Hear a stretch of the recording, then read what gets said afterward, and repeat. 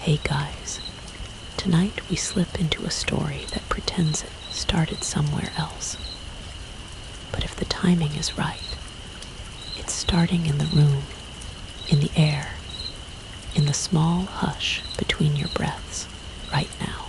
You're already leaning closer to the speaker, like a moth that hasn't decided whether the flame is a friend or a dare. And that's cute, because you probably won't survive this. But sure, get cozy. So before you get comfortable, take a moment to like the video and subscribe. But only if you genuinely enjoy what I do here. Go ahead and comment your location and your local time, because it helps me imagine which windows I'm whispering through. Now dim the lights, maybe turn on a fan for that soft background hum, and let's ease into tonight's journey together. You tune the dial the way a nervous hand smooths a bedsheet crease, and the sound comes through like a thin ribbon of frost, a hush layered on hush, a whispered invitation that pretends it's an accident. You aren't looking for trouble. That's the first lie the night loves to hear. The second is that you're listening to a harmless bedtime tale, a little spoonful of shadow to help you forget all the other shadows hanging up in the corners of your room. You hold your breath when the static fattens, then thins, and a voice threads itself through, familiar in the way a footstep on an empty porch sounds like it belongs to someone you used to know. The AM band isn't supposed to carry whether this intimate, but a man is telling you where to look, and somehow he names your street without naming it, and mentions a fence you once leaned on, and you feel your name press against your ribs without the syllables leaving his mouth. The voice says it's been rooted through an old tower, that it can be traced, that there isn't much time, which is funny because you feel time dilate, like pulling taffy made of hours, and the room around you tilts. There's a circle out there, the voice is saying, a clean-edged mouth the ground never admitted to, and it's been taking things the way a drain takes hair and patience. The voice stumbles and regains itself, and you mirror it without meaning to. A tap of fingers on your knee, a blink you didn't schedule. The circle knows the weight of things, he says, and you swallow, because you've had days when weight became a teacher you didn't want. You imagine it before you see it. You're good at that, the perfect roundness, the way the earth usually frays and breaks into honest clumps. But not here. Here it's precise, like a blade pressed through damp paper. You picture how a tossed rock should tell a simple story. Initial fall, impact, echo, a clatter that explains everything. But the story you get is nothing. No punctuation, no bottom, just a sentence that never learns to end. The voice says drones die near it. That light becomes an embarrassed guest who can't find a chair, and you nod like you were there, though tonight you swear you're just a listener with a pillow and a phone screen reflecting your eyes back at you. Here's the part you don't want to remember later. You inhale, and the air tastes like it's been handled. The curtains don't move, but they imply they could. Somewhere outside, a neighborhood dog chooses not to bark, and that choice lands like a soft warning on your sternum. You've always trusted animals. They keep their promises far better than people do. navigate continents like ink sliding along a spine. And one time you read about pigeons carrying messages in wars you never fought, about how they found their way home through smoke and gunfire, which is a kind of miracle that doesn't ask for applause. Historians still debate whether a Roman legion vanished because the land swallowed them, or because people did. A tidy argument about disappearance being either landscape or choice. And you let that phrase, vanished legion, tuck itself behind your ear like a cold earring. Somewhere, a folklore footnote murmurs that if a circle appears in a field, you don't step inside unless you want to dance, until your bones forget how to be yours. They called those fairy rings once, and no one ever reports what the music costs. The voice says his town stopped asking questions when it was easier to call a miracle a hole, and a hole a convenience. You press your tongue to your teeth and consider the way convenience eats ritual. No more offerings at the old stump. No more knocking twice before entering. No more apologies to places that were here before your maps learned to pretend they were complete. Remember how your attic shadow likes to pool behind the suitcases. The one you always mean to photograph just to prove it's there. Then don't, because proof has a way of changing the thing it proves. The voice is careful, but not cautious. He's leaning into confession like it's safer than silence. You should turn the radio off. You should turn the phone face down. You should swallow the room and your heartbeat and the soft whir of the fan and call it a night. But you listen because listening is a doorway that looks like a chair. He says the circle pays attention, that it learns, that it knows which footsteps press heavier at dusk, and which voices crack when they say a certain name. He doesn't say your name. He says you, though, and you pretend he means someone else. Your throat tightens anyway, like it remembers a promise you once made at a grave you didn't want to visit twice. The town he describes is a place you've been before without being there. Roads that narrow into privacy. Signs that teach you the wrong spelling of the right word. People who ask how you are like they're calling a task done. You let those details sit in your lap like a sleeping cat, heavy and unwilling to be dislodged. The circle, he says again.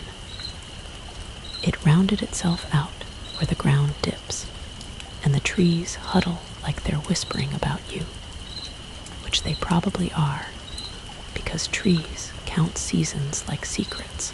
You picture that lip of earth, a rim that looks clean but tastes like old iron if you press your finger to it. You imagine the old tricks, flashlights, ropes, recorded sound, and how none of them matter when the problem isn't darkness but appetite. It's always appetite with these things, old as hunger, new as the shape it takes to reach you. And because you're trying to convince yourself this is only a story, you start to catalog the mischiefs. Sleep deprivation makes radio waves feel personal. Old towers breathe ghosts when the wind has a certain edge. A man grieving can speak in a chorus. The catalog helps until it doesn't. You shift on the bed. The sheets whisper. The fan obliges with a non-committal sigh. You can smell dust the way you sometimes can before rain. That soft copper hint that the air is planning something. Your phone screen drops to a darker brightness. Time to protect you, which is sweet, if only sweetness counted. You don't want to notice how the silence between the broadcaster's sentences runs a little longer each time, as if he checks the window, as if someone is moving down a hall of locked doors. What is it with halls and locked doors? Why is that such an easy place for fear to take root? Maybe because you learn young that distance is measured in thresholds, and that a closed door is an invitation with a caution label. There's a place in your town, a corner, a culvert, a weedy strip behind a grocery store where you once caught your own reflection in a car window and didn't recognize it in the dark. You remember the tilt of that stranger's head, the expectation in their eyes, and how you wanted to apologize for arriving late to yourself. The voice on the radio carries that same tilt. It makes you think of old photographs, tin types, and salt prints, where someone's eyes are already a little haunted because they had to hold their breath for the exposure. Historians still debate whether certain Victorian spirit photographs were clumsy hoaxes or genuine artifacts of grief finding its own chemistry. You hold both possibilities like candles, and both flames gutter at the same draft. The broadcaster clears his throat. He says this began with generosity that looked like laziness. Throw away your mess, or the ground will sip it down without complaint. He says smell remembered what sound forgot. You wince because smell always tells on you. It is the rudest sense and the most faithful. You don't want to recall the time your kitchen hummed that sweet sour note before the fruit went brown, or how your grandmother's scarf held winter for months after she left. And it's true, you read once that in some places, if the land opens and the air turns metallic, a storm isn't coming, something else is. Some fringe tidbit, some occult trivia about thresholds craving acknowledgement, salt lines at the doorstep, the whisper of iron under a tongue. It sounds silly until the room you're in feels like a polite mouth deciding whether to bite. You're not outside. That matters. Your toes touch quilt, not dirt. But the voice trades your room for a field regardless, folds your night into another night stitched with cicadas. The whole finds you because you agreed to be a listener. That's the oldest bargain there is. The story picks the ear that's open. You tell yourself you could close it any time, and you don't.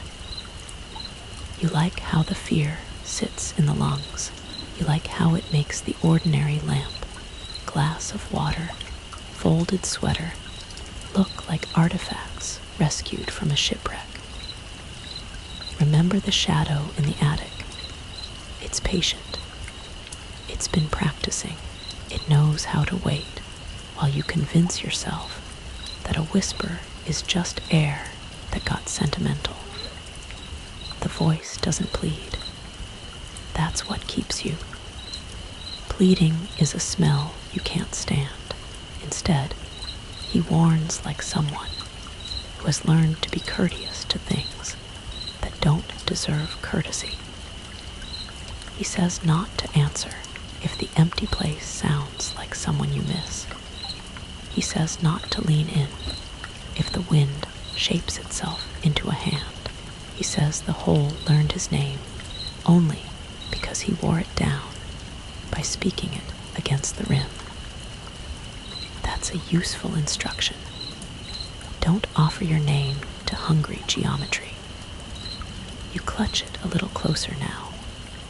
Feel the syllables like coins in a pocket you dare not show. The AM hiss swells and subsides, and you imagine a person a county away who has their own fan, their own lamp, their own avoidance habits, leaning in just like you. It's hand-holding without touch, and maybe that's why you notice your palms are cold. You sit back, but the room comes with you. A comfortable betrayal. You're here and there at once, in bed and at the rim, the whisper laid out like a measuring tape between those 2 points. You think about the perfect circle, the perfect silence, the way perfection in the wild always means something's wrong. A perfect apple is wax, a perfect smile hides a cut. A perfect circle in soil is a mouth disguised as a mirror. You consider turning the fan off to hear better. You do not. Your reflection in the black window pane collapses into the night outside and reassembles as if it were always out there, walking the long ditch toward the tower, toward the man who says he has 50 minutes before someone with clean boots remembers an old machine still works. A last thought lands. The hole hasn't moved, not an inch, and yet it has found you just the same. That's how circles are. They ask the world to step into them, then deny the step ever happened. You almost smile. You're so good at stepping into things that aren't yours. You ease the dial a millimeter. The voice sharpens. Your name, unspoken, leans closer, breath warm enough to fog a small, perfect ring on the screen. You don't wipe it away. You listen. You roll into a county that edits itself as you watch.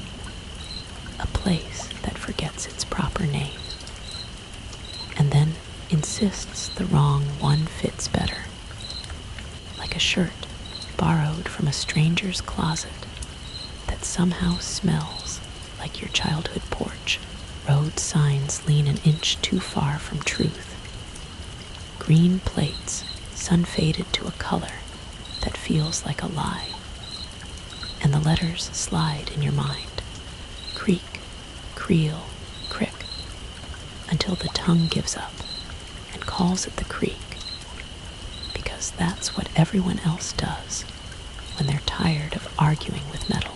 The map on your phone redraws the streets every time you blink, not dramatically, just a shy rearrangement of corners and cul-de-sacs that makes you uncertain if you've passed the gas station already, or if it's hiding in the same spot as last summer's thunderhead.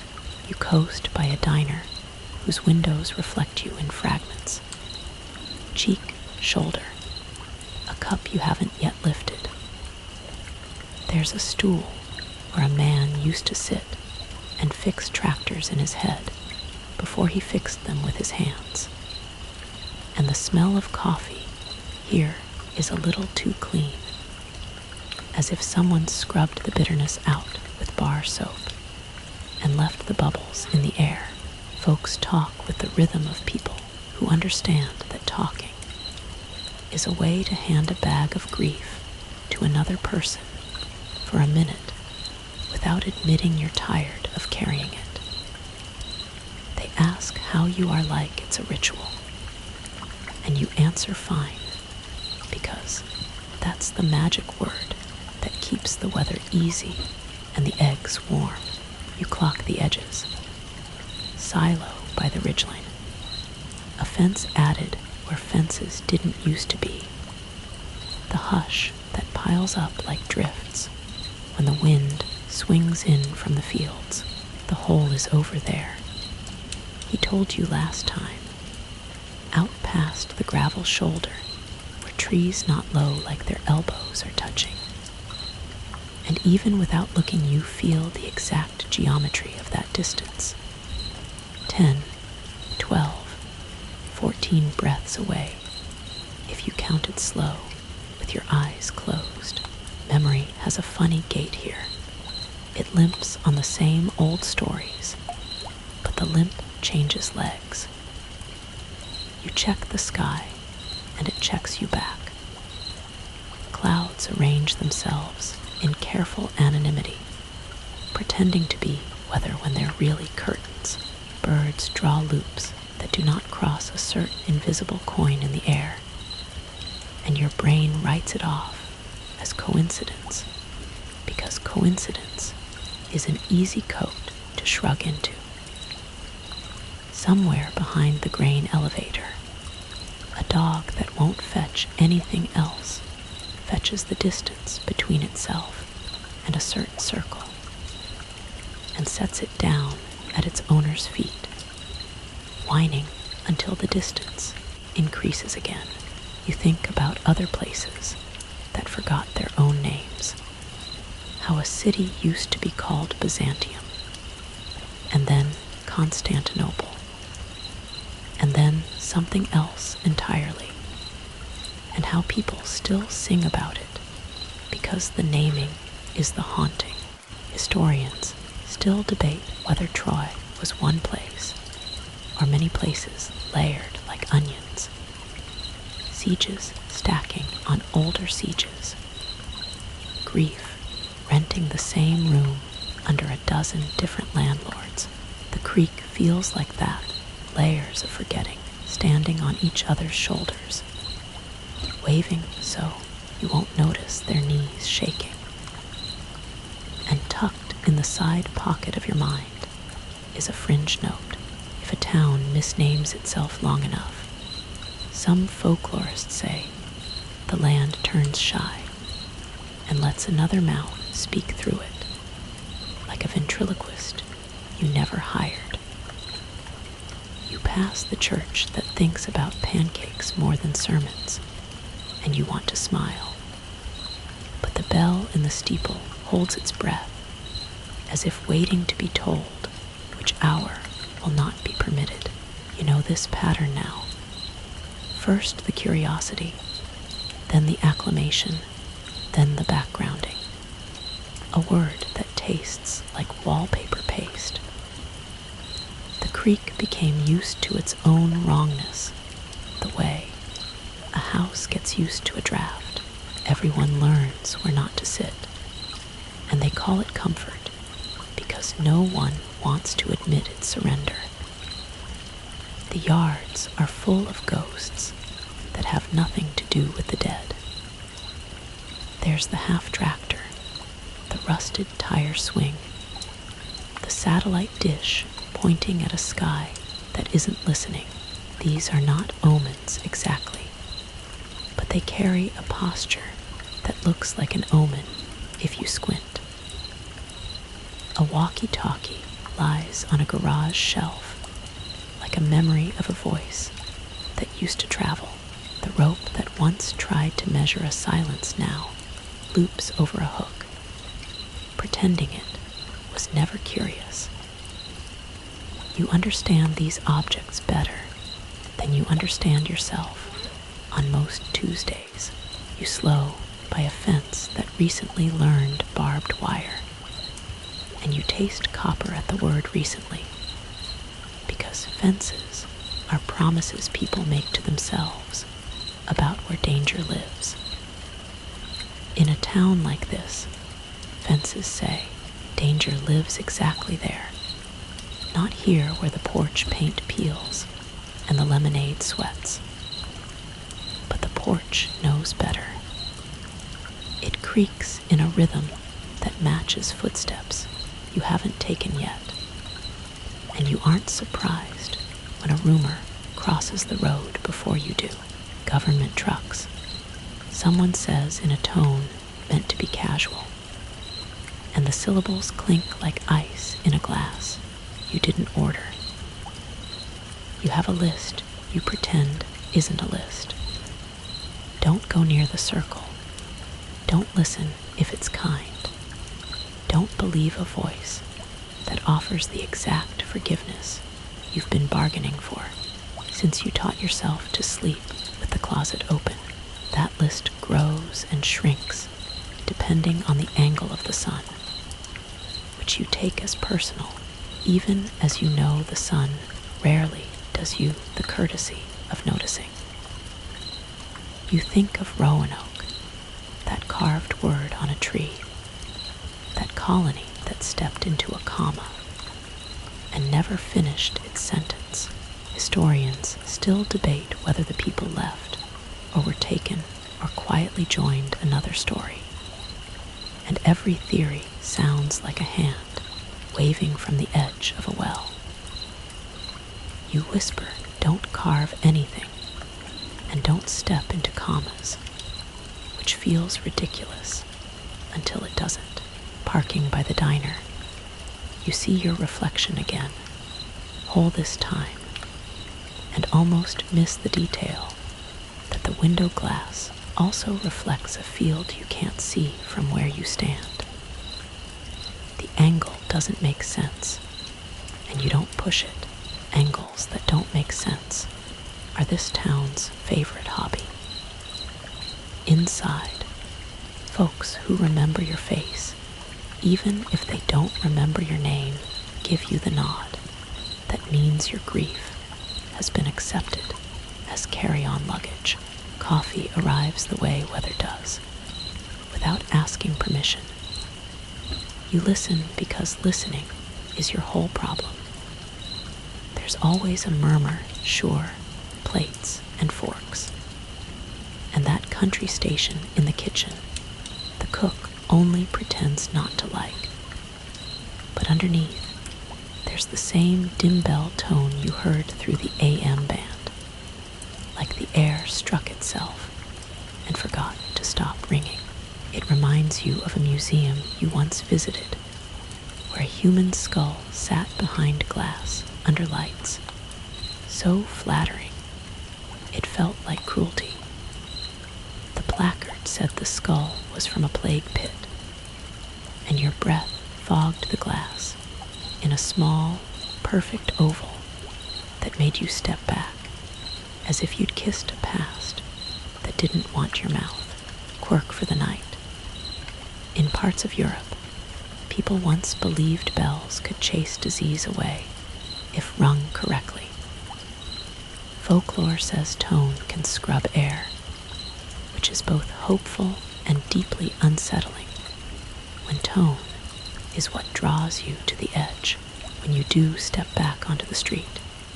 The town pretends it hasn't shifted, which is polite of it. Wind turns a corner with nothing in its pockets, and yet it smells like batteries that have been riding around in the bottom of a drawer with pennies and paper clips. That metallic almost taste that makes your fillings hum.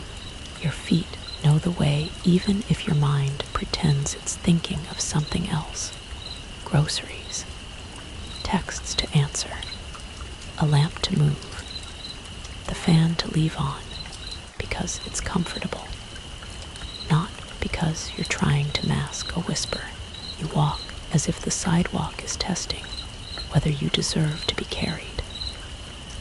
Past the tracks, the dirt bikes aren't out tonight.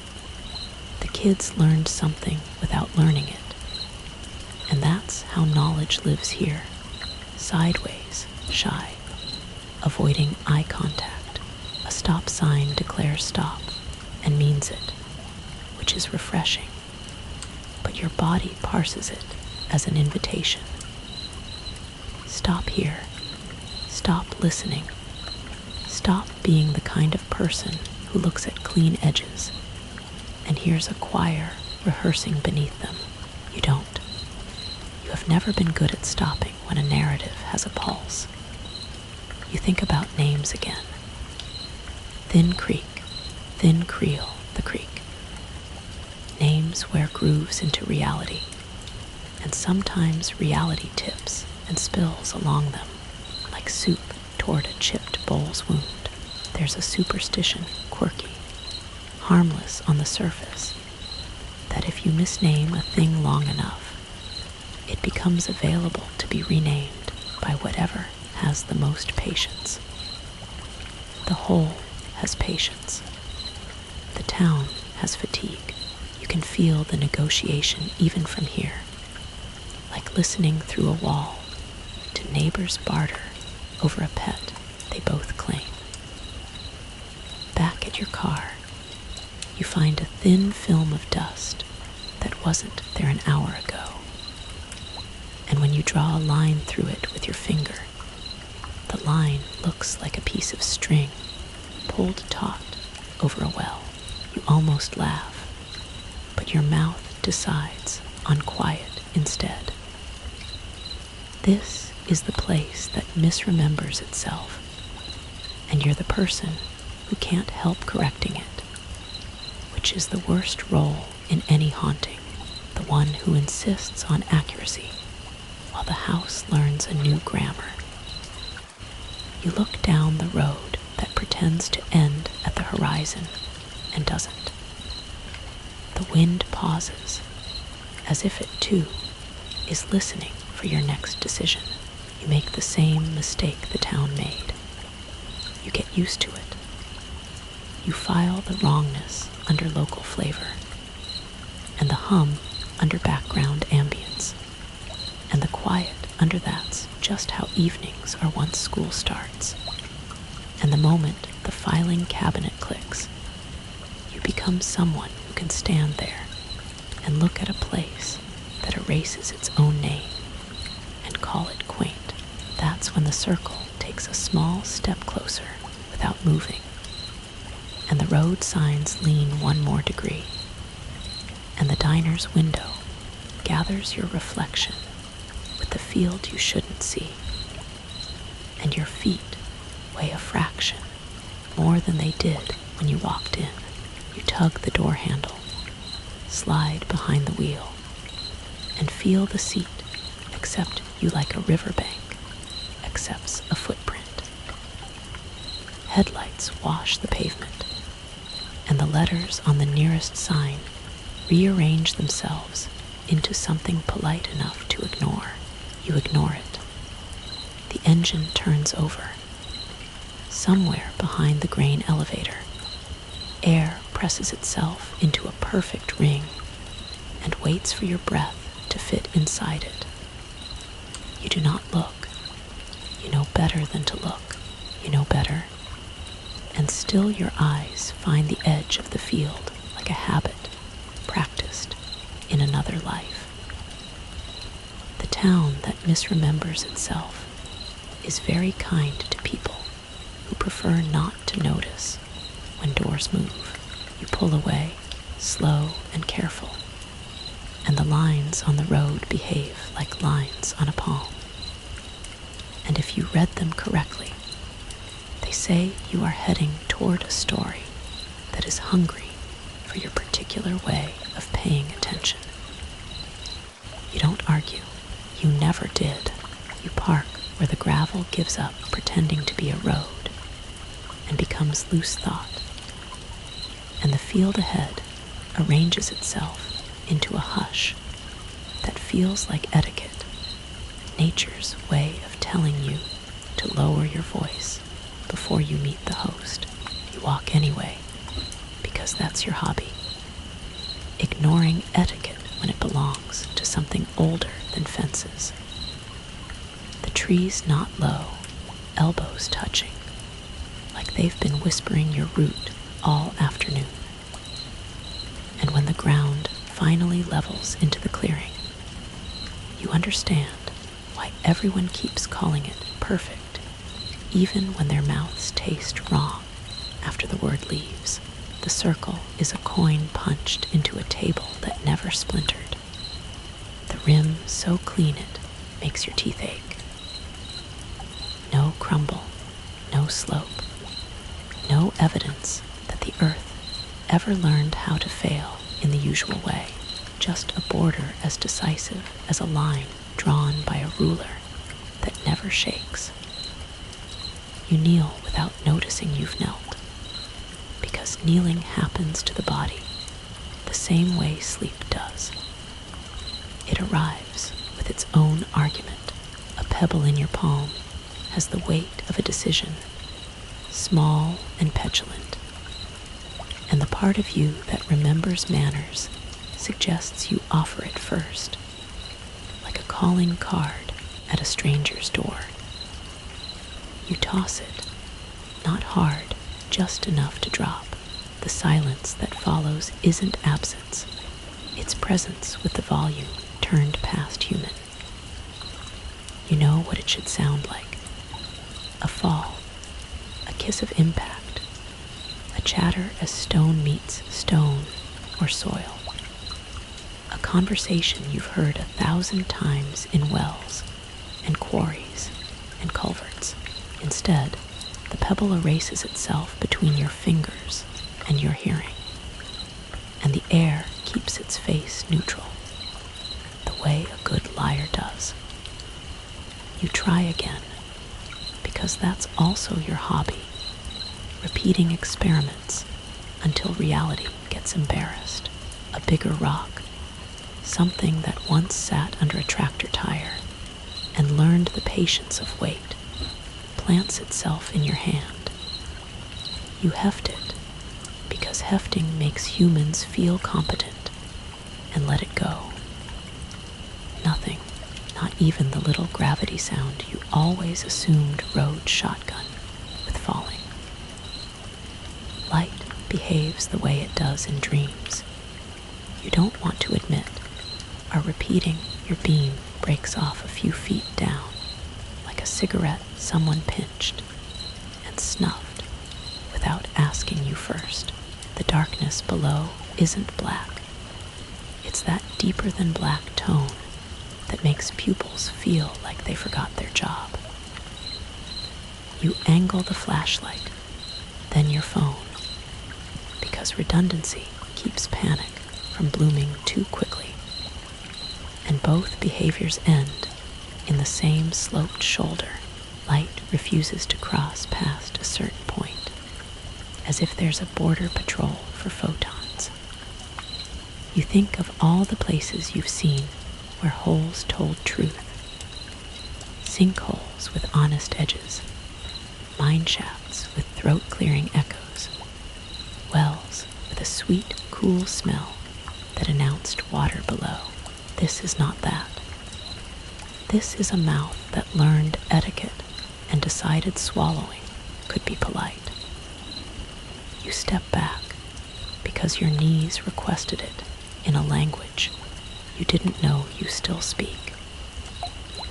Wind skims the grass and chooses not to fall in. Birds that were headed this way an hour ago are suddenly into detours, their flight paths bent like wire around a thumb. You imagine them tracing invisible ellipses, staying clear of a coin pressed into the air where your eye can't see it. A dog barks, then goes quiet fast enough to sound like it swallowed its own name. And that's the moment the sense arrives that you'd been waiting to ignore. The feeling that you have been noticed by an absence. People tried to talk to the opening once. You can see the signs.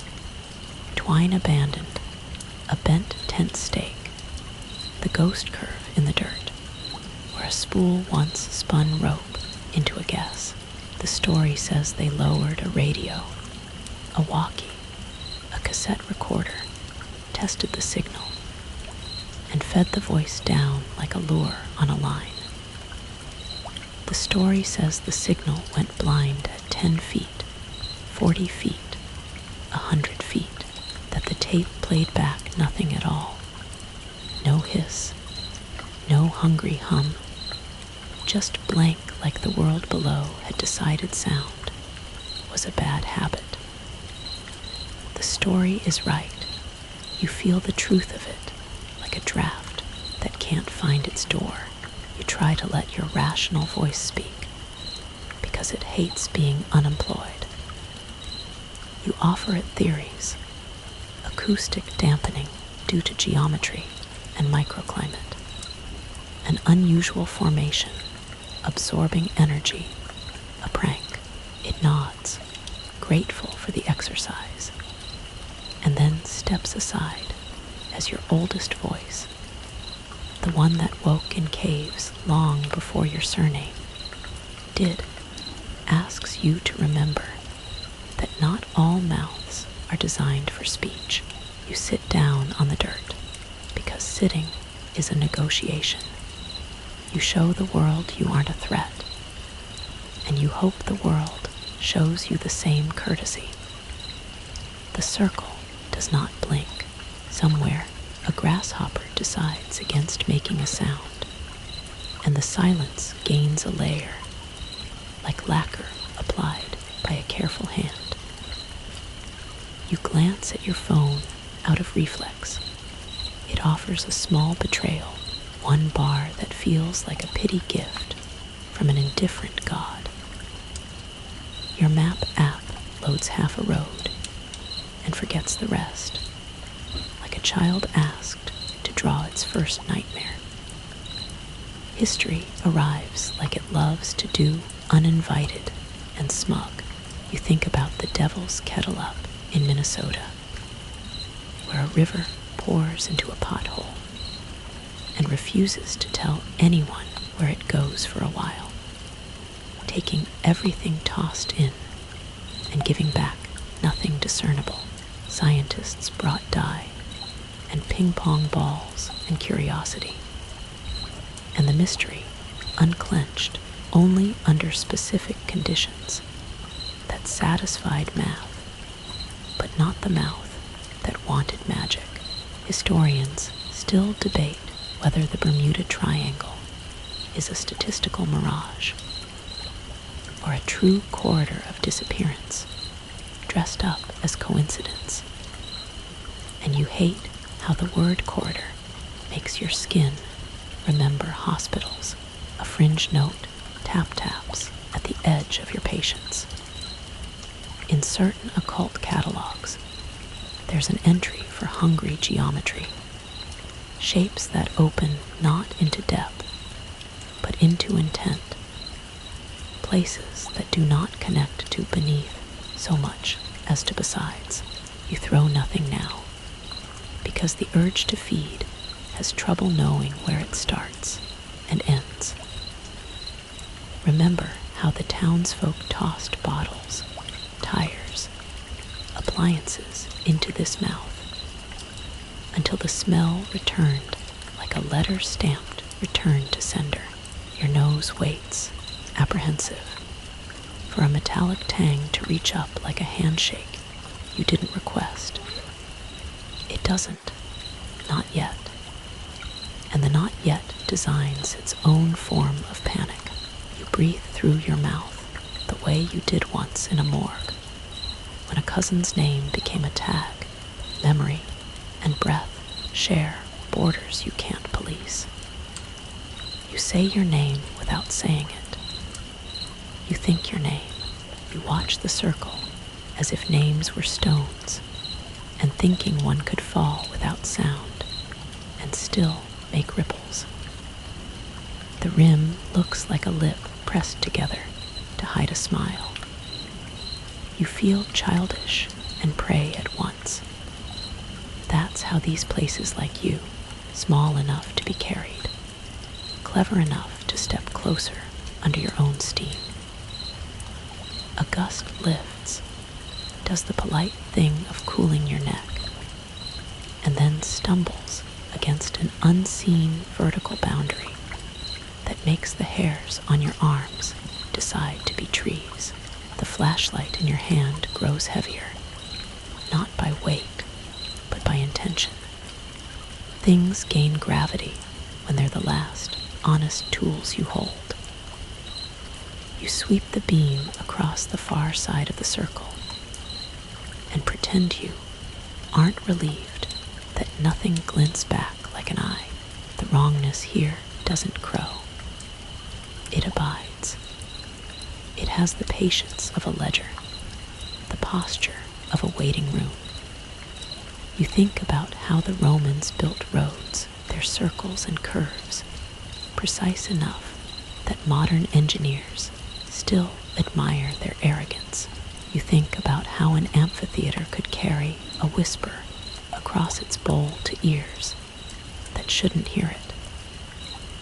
Historians still debate whether certain ancient theaters were designed to amplify ritual speech, or if that's a generous story we tell our acoustics, because we want the past to have planned its own echoes.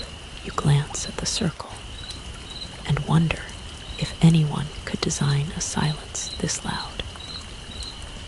You consider the drone that died at 10 feet, how the signal cut like a wire snipped by a pair of scissors held by a hand that didn't want to be seen. 10 feet is not deep, you tell yourself, which is like saying a wound isn't deep because you can still move your hand. Depth, you realize, has manners too. Sometimes it introduces itself politely, and sometimes it stands behind you and waits to see if your reflection will notice it before you do. You were warned. The diner window knows how to frame the distance to this place. You can feel the gaze from there. The way coffee cools faster when watched by a mouth like this one. You should leave. You should have never come. You should, but your shoes have learned a kind of respect they didn't have on the walk in, and they ask you to stay another minute, just to see if the light will change. The light does not change. Your eyes do. They adjust not to see further down, but to accept that seeing has limits your pride doesn't love. You find yourself whispering, which is cute, as if secrecy were a talisman, as if the circle needed you to be loud to know what you are. Remember the shadow in the attic, how it learned your schedule and poured itself into the space between suitcases at the exact hour you tend to open the hatch. This place has learned similar tricks with afternoons and nerves, a final test, because ritual closes loops. You pluck a twig, a dry one that snaps to confirm that it exists, and you hold it over the edge without letting go. The part dangling into the dark becomes heavier, as if gravity took a personal interest in that fraction of wood and ignored the piece still in your hand. You pull it back with a start that feels foolish and earned. The tip looks the same, your palm doesn't. It sweats the way palms do when they've touched a doorknob on the other side of which a voice once waited.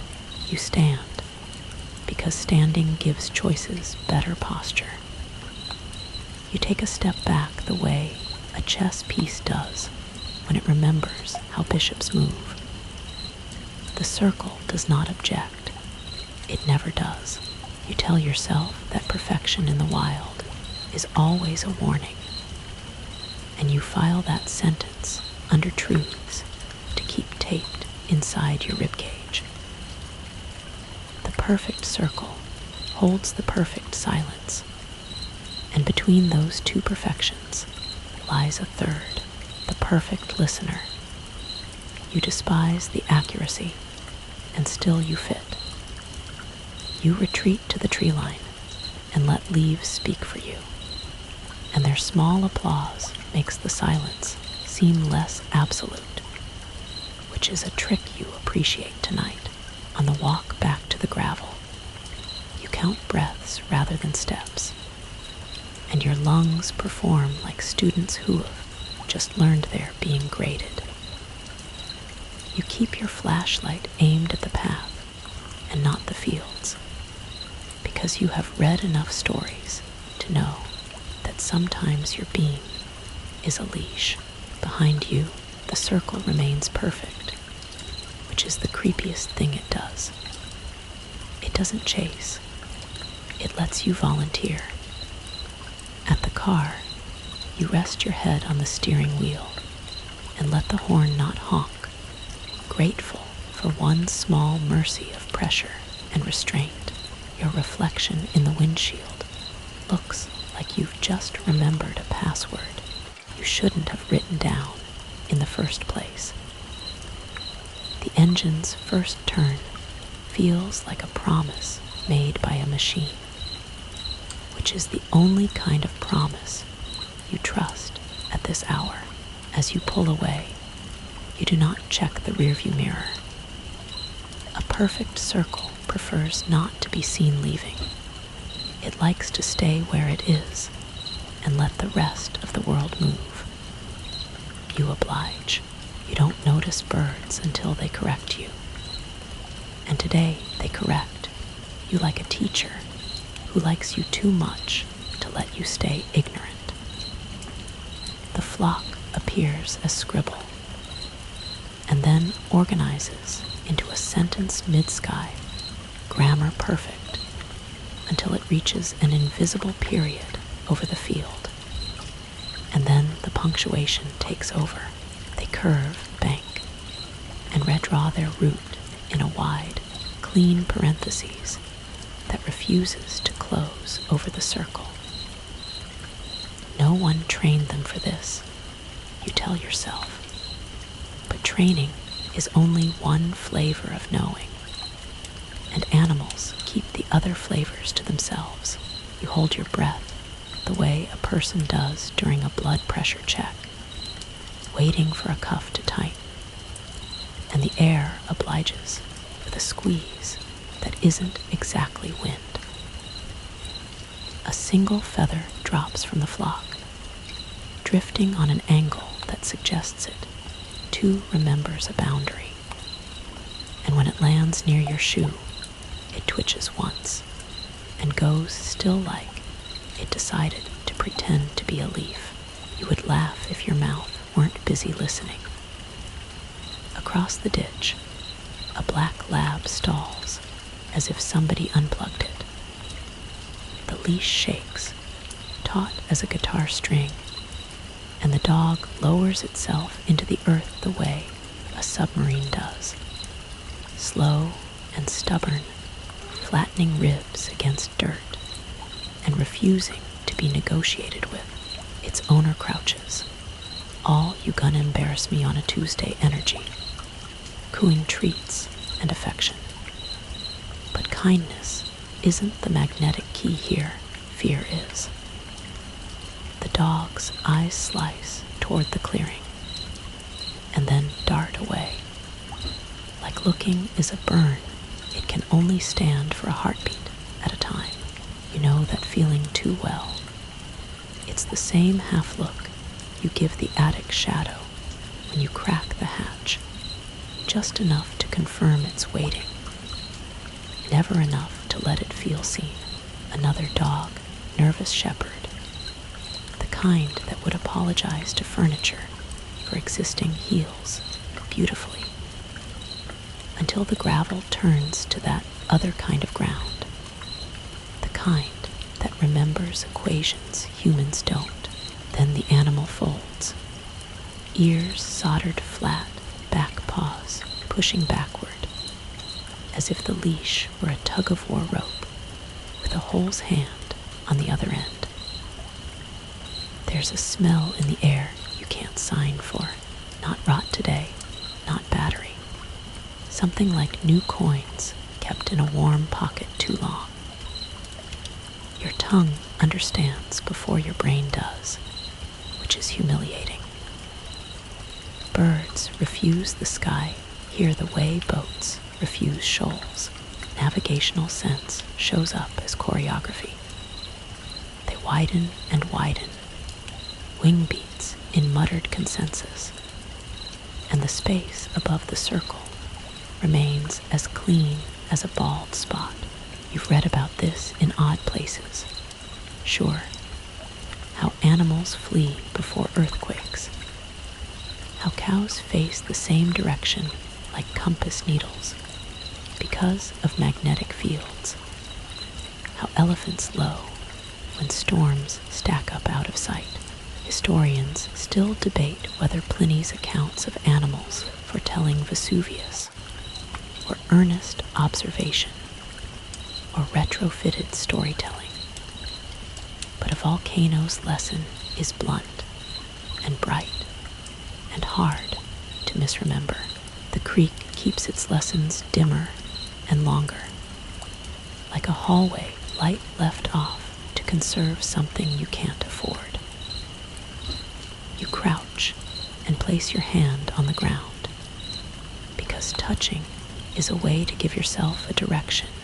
In an argument, the soil hums, not like machinery, not like bees, more like a held note in a human throat, the kind you use to test if the room is empty enough to keep you. You wonder if the birds can hear this further, if their bones, hollow and honest, send the news along their flock like a whisper chain. There's a circle that asks you to measure yourself. Don't. A kid on a bike hits the brakes so hard rubber chirps. He doesn't look at you. He looks at the sky like a student caught cheating by the ceiling. They don't go over, he says, not to you, maybe not to anyone, and then wheels away in the direction of a street that believes its own name. You watch him and think about how children treat rules like dares or like lullabies, and how the best rules, the ones that keep you breathing, get treated like folklore until the day they don't. Your throat wants water, which is silly because you have water in the car, and nothing is hard about opening a door and taking a sip. But thirst here is theatrical. It wants to be noticed. You ignore it out of spite. Spite is a small god that loves to sit on your shoulder and whisper. Resist the obvious. It has kept you alive more times than you deserve. A sparrow breaks formation, and aerolines toward the clearing like it forgot, or like daring, is a muscle it had to flex right now. You flinch on its behalf, and the bird flinches too midair, as if a child threw an invisible sheet over it. For a blink it stutters, wing beats out of sequence. Then it jerks wide and re-enters the flock, like someone who opened the wrong door at a party and saw the host without their makeup. You feel ridiculous for loving that little survivor, which is how love humiliates you and how it saves you, both at once. There's talk in towns like this, the kind that moves like pollen. Everyone breathes it and pretends their sneezes are unique. Old Miss Darling talked first, they say, then others nodded. Then the stories jacketed themselves in shared fabric. You aren't thinking about voices yet, though. You're thinking about migration maps that redraw themselves in the sky without permission slips. A fringe tidbit flutters in. In certain coastal places, sailors once rang a bell at sea to give birds a perch in fog, a courtesy to keep wings dry. But here, no bell in your pocket could coax a single feather into that invisible cylinder over the circle. You check the fence lines again and catch yourself counting barbs, which is not a hobby you've ever had. And you wonder when your mind started collecting small, dangerous numbers for comfort. The dogs have learned the new perimeters faster than the people. You hate how unsurprised you are by that. A golden mutt you've seen play fetch, with any thrown emotion, locks all four paws and leans backward until its collar creaks like an old swing. And then it does something that makes your breath get confused. It looks at you for help, not at its owner, at you. There's no language to translate that look without breaking it, so you accept it without words. Overhead, the sky practices denial. Clouds hang in a polite configuration, spaced like guests who don't want to sit too close at a funeral. You imagine the grave of a town's certainty right under that clear patch. An unmarked plot everyone visits to not pay respects. The wind halts on a line so sharp your hair remembers lakes in November. The way open water can take a season and make it its signature. You think of the Hamsa hand palm up, warding off, old as argument, painted on doors to protect against what eyes can do when they're hungry. You think of how some communities string blue beads to trick bad attention into looking somewhere cheap. Historians still debate whether apotropaic symbols worked because they changed minds, or because changing minds is the only magic that works. You'd stencil 1,000 hands in the sky if it would keep the birds safe, which is melodramatic and also exactly your speed. Somewhere back by the diner, forks clink. It's a domestic sound that makes courage feel achievable. You almost wave at the flock as it wheeling turns like a single organism. A school of airfish evading a predator they won't name. You almost apologize to the lab that has to be hauled away. Paws carving trenches in the gravel, planting little apostrophes of resistance in the sentence of the road. You almost pretend this is a science field trip, not a wake where the body never gets shown. The first crow lands near you and caws once, the syllable held like it's asking you to repeat the lesson back. You say, out loud without meaning to, I know. And the crow looks at the invisible coin of air and back at you, then hops sideways and departs in a straight line that avoids everything you're standing here trying to understand. It's comical. The world is often when it's at its most fatal. Your pocket buzzes. You don't check it right away because attention is a difficult currency to launder, and you've learned not to make noise with it when the room is listening. When you do glance, it's a notification you willfully misread as nothing. The flock thins as if the bell rang for class. The sky returns to the indifferent posture of ceilings everywhere. Silence takes its seat again at the head of the table, back on the sidewalk. A man you sort of know mentions that the dogs won't go near the old service road anymore, and you give him the shrug of someone who's in public and therefore allergic to naming fear. But when you get home, you slide the latch on the door with a soft care that tells on you. The attic hatch waits where it always waits, and you stare at it longer than you should, remembering the shadow that curled itself under cardboard like a cat who knows the exact time you feed it. You whisper without opening it, not tonight, which is both ridiculous and appropriate. Before sleep, you think of maps. The old kind with dragons in their blank spaces, and the note, "Here be monsters," which is less a warning than a confession that the cartographer didn't know everything and decided honesty could wear teeth to look brave. Historians still debate whether those monsters were invitations to conquer or invitations to stay home. You decide the birds got the message correct. Do not cross. Then you dream about feathers that refuse to land and dogs made of compass needles, and the dream politely refuses to translate itself when you wake. Morning brings a practical question you hate yourself for asking. What else will learn the boundary? Rain, thunder, people.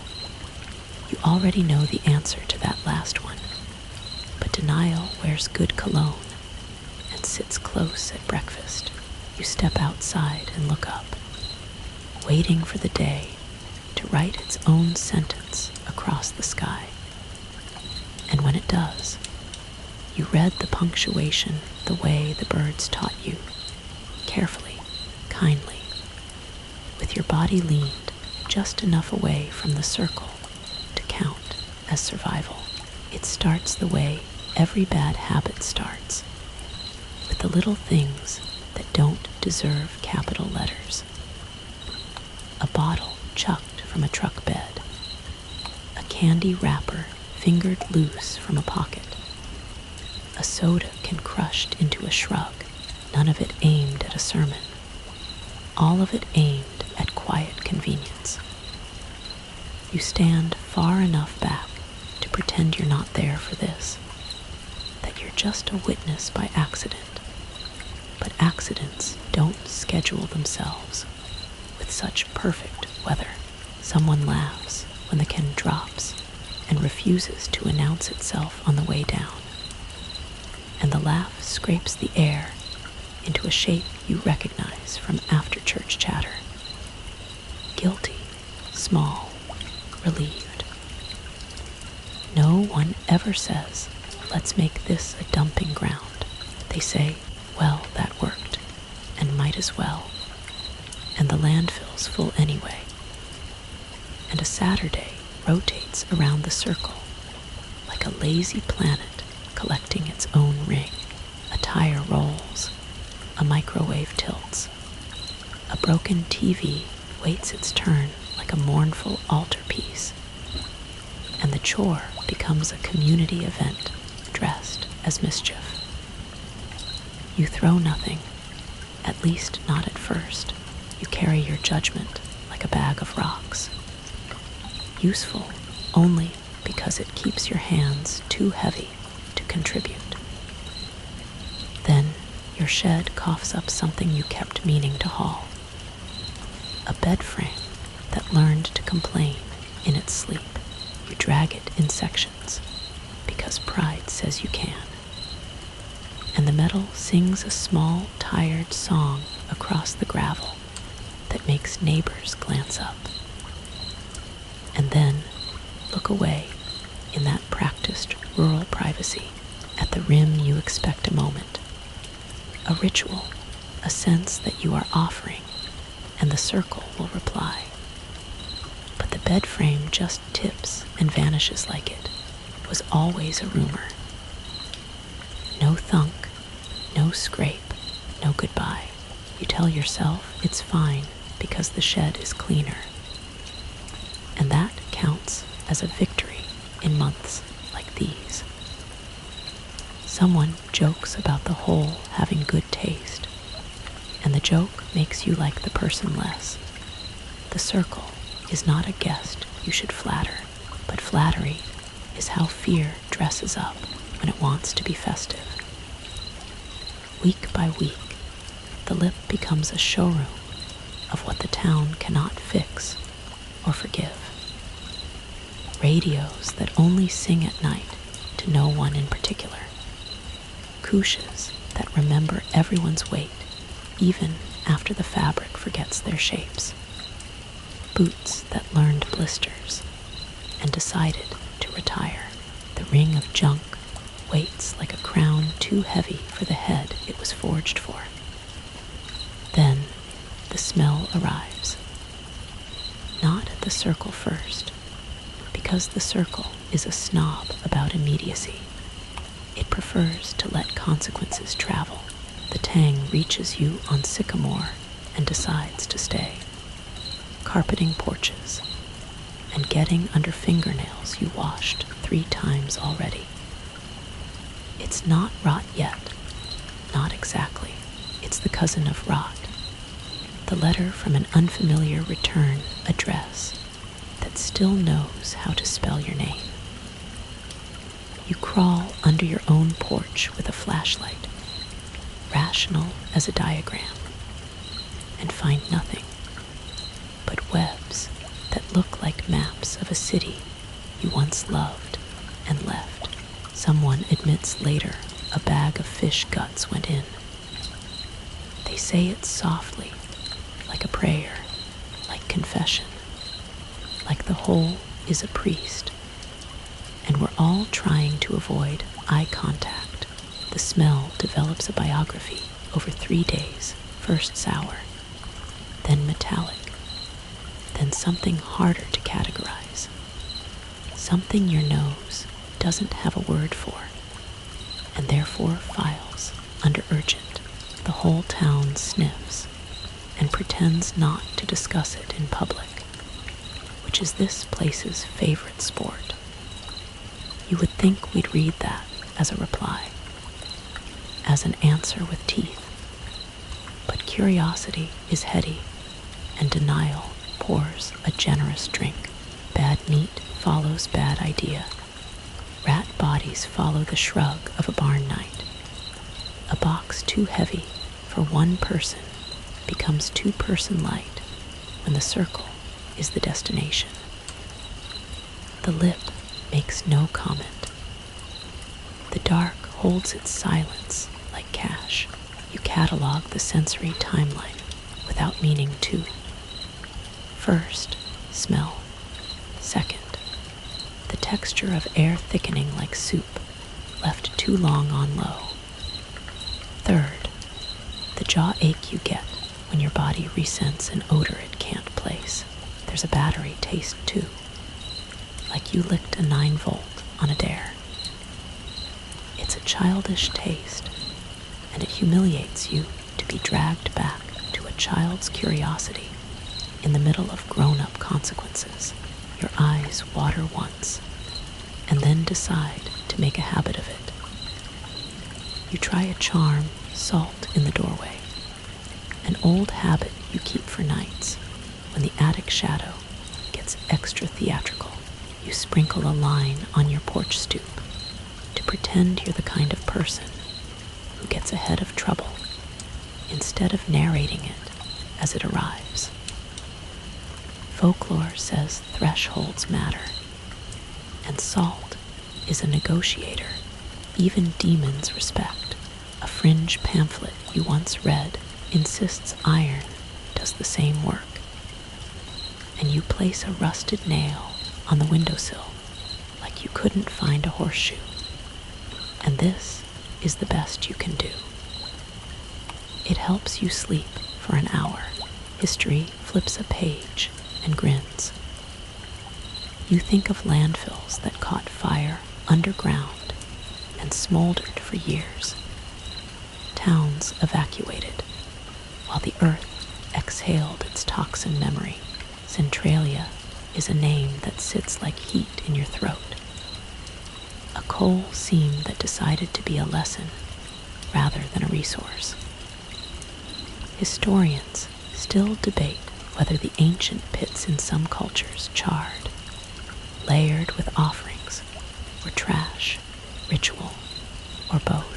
When a community throws everything it doesn't want into a hole, the distinction between worship and waste gets inconveniently thin. You stare at the rim and try not to pick a side. You begin to notice a pattern and hate yourself for noticing it late. The circle doesn't just swallow, it edits.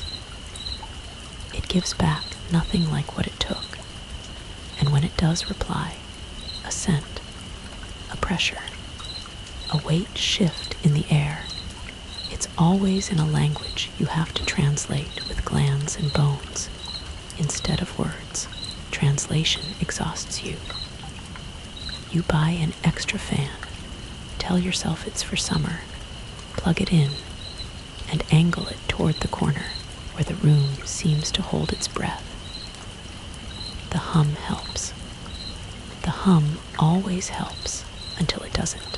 You try to draw a line, one of those neat internal borders where you say, I'll watch, I'll listen, but I won't participate. Then you remember the bed frame and swallow that hypocrisy like a pill you didn't ask for, but took because it was handed to you with water and a kind voice.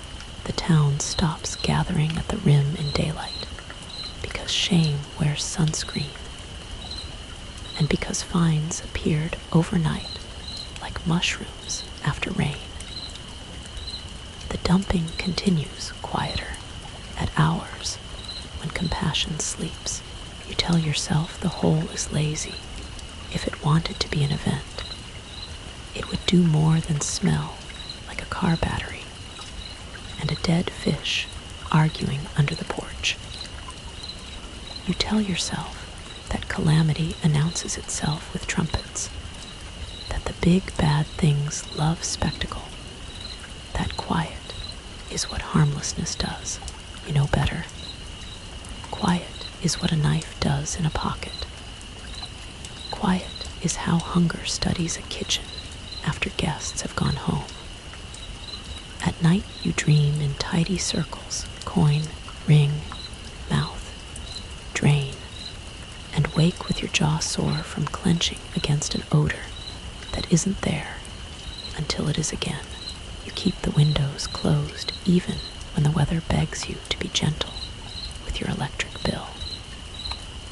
You tell yourself it's allergies when your eyes go red.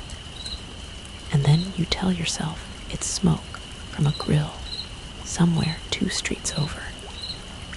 And then you stop telling yourself stories and sit very still, counting how long the metallic taste stays after you swallow. You talk less because talking is how the smell gets inside. You text more. You learn to describe a scent without using the word smell because it carries too much power now. You say tone, you say flavor. You say the room feels like a battery testing its tongue. Friends respond with ghost emojis they won't admit are prayers. Your worst thought arrives dressed as reason. Maybe the hole is helpful. Maybe it's a mouth that eats our mess for us. A service we didn't deserve, but got anyway. Like when a storm knocks down a tree you were procrastinating about. You stand in the kitchen and scold yourself for even thinking gratitude in the same sentence. But the thought hangs on the cupboard handle and swings there, cheerful, dumb. It takes 3 days of copper-tongued air for you to stop that swing with your hand. Out by the circle, a new ring forms, the ring of people who won't admit they're waiting for a spectacle. They stand with hands in pockets, because hands in pockets look harmless. And they talk about storm fronts and football and politics like these topics could ballast them against a geometry that eats nouns. You don't join them because you know when a choir is being auditioned and you are not in the mood to sing. Instead, you turn away, and as you do, the air brings you a whisper of that alien note, not fish, not battery, not any spice your kitchen ever learned, and it threads through your sinuses like a needle. Your eyes water from the inside. You go home and scrub your hands till the tiny creases in your knuckles protest. Then you scrub the sink for having to hold the water that held the smell that rode home with you. It's a ridiculous ritual, and it saves you anyway for an hour. Rituals are like that, half placebo, half doorstop, half lullaby. Math stops mattering when dread needs counting. You make tea and don't drink it, because a teacup is proof you tried to be civilized, while the town decided to toss itself into a mouth and call the echo thrift. As night resets the town's bad ideas to factory settings, you stand at your window and listen for trucks that should be asleep. Somewhere, a fridge scrapes across yard dirt, and the sound travels in a straight line toward the circle, then disappears into the perfect punctuation you've already learned to hate. You think of the old superstition that if you whistle at night, you invite something to share your breath. Historians still debate whether that something was wolves, witches, or merely neighbors who believed in darkness more than in you. You do not whistle. You keep the fan purring. Let its hum lay a blanket over your nerves and rehearse the sentence you'll need soon. This is the last, easy part. You tell yourself you're just going to look, and then you end up carrying a corner of the day that isn't yours.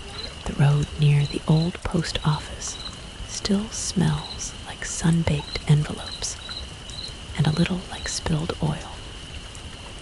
And there, half in the ditch where wildflowers do their best imitation of mercy, lies the deer that should have become yesterday by now. You expect the common courtesies of decay: flies, bloat, a lesson written in heat, but the body looks rehearsed, like a prop that forgot its cue. Skin smooth, eyes glassy, air around it oddly cool, as if the day refused it a temperature. You don't touch it. You have some manners left. You only stand near and feel the way proximity edits your senses. The closer you get, the heavier your pockets feel, as if someone slipped wet stones into your jeans. You step back and your keys get lighter, which is not a science you can repeat with equipment, only with nerves. The circle isn't far. Geography here is a whisper shared between fields. Jameson's story has already trailed you like a shadow you didn't invite. He said he dragged the body close to the rim, thinking disposal, not right, thinking kindness for the nose and nothing else, and felt the weight increase with each foot forward. You believe him because your feet believe him. Their bones keep a ledger, and the ledger's ink is heavier near that place. You look at the deer and consider the physics of refusal, how a body can deny the contract of rot when a different contract takes priority. The wind sits down. The trees choose to remember a lullaby. You wait in the kind of quiet that is never empty, the kind that rooms learn after a hospital phone call. Light flattens around the body as if it's been ironed. Your throat tightens in a way you can't name, a jaw hinge complaint that reminds you of the metallic tang from other afternoons. You keep your mouth closed as if to preserve a clean copy of your breath. You've seen a lot of straightforward endings in the country. The fox that forgot the road has rules. The raccoon who made a poor argument to a pickup truck, the barn cat who decided roofs are suggestions. The lessons are not kind, but they are consistent. This deer interrupts that syllabus, and interruption is the most frightening grammar a body can learn. It happens the way a zipper starts, with the tiniest surrender the belly line gives, not with blood, not with the familiar intestines that tie themselves into knots you pretend not to picture. Just a seam that opens like skin, remembered it was only a suggestion. The movement inside is wrong in the way math is wrong when you transpose a digit, and don't know why the answer feels like a dare. Something uncoils, pale, slick, bending in a geometry more interested in efficiency than in dignity. The thing slithers free with a speed that suggests practice. You think of a centipede because your mind is desperate to be helpful. The word is a courtesy. The creature is only a cousin to anything your language grew up with. It has too many legs and uses them with the kind of confidence you reserve for kitchens you know in the dark. The mouth, when it opens sideways, a smile that doesn't greet but measures. It does not regard you. That absence of regard is a relief and an insult. It slips into the tall grass, and the grass makes the mistake of being quiet about it. Your body wakes up all at once, with priorities you can feel in your fingernails. You step back fast enough to remember knees are hinges and ankles are treaties. The deer's skin, now slack where the pressure once stretched it, lies like a costume folded in the wrong place. There's no blood. There's no smell beyond that metal whisper. Like a melody the air hums when it wants to be trusted and cannot be. You whisper, no one to hear you. I saw that, because observation feels like a shield you should file a report with. History reaches in with a glove. You think of spontaneous human combustion, those lurid Victorian accounts with chairs left intact, and ankles still wearing socks. Historians still debate whether the bodies burned from chemistry, hoax, or the way grief wants a spectacle to dress itself in. But those stories always left soot, a smell, the evidence of fire's appetite. Here, appetite uses manners. It cleans as it goes. A fringe footnote you once stumbled over says some predators in folklore are called perfect eaters because they take without leaving ash or echo. And that perfection is the part that should make you run. You don't run. You step sideways, which is your version of speed. You feel watched, but not aimed at. The sensation has a bureaucratic flavor, like a form was filled out about you and filed. And one day you will discover which cabinet holds it. The circle is not visible from here, but its influence behaves like weather, unseeable until the moment it notices you noticing it.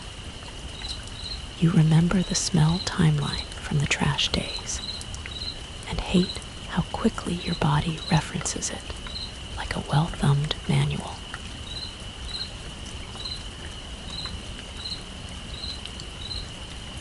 You taste copper under your tongue and press your teeth together until the taste is trapped, and you can pretend your mouth is a museum displaying it behind glass.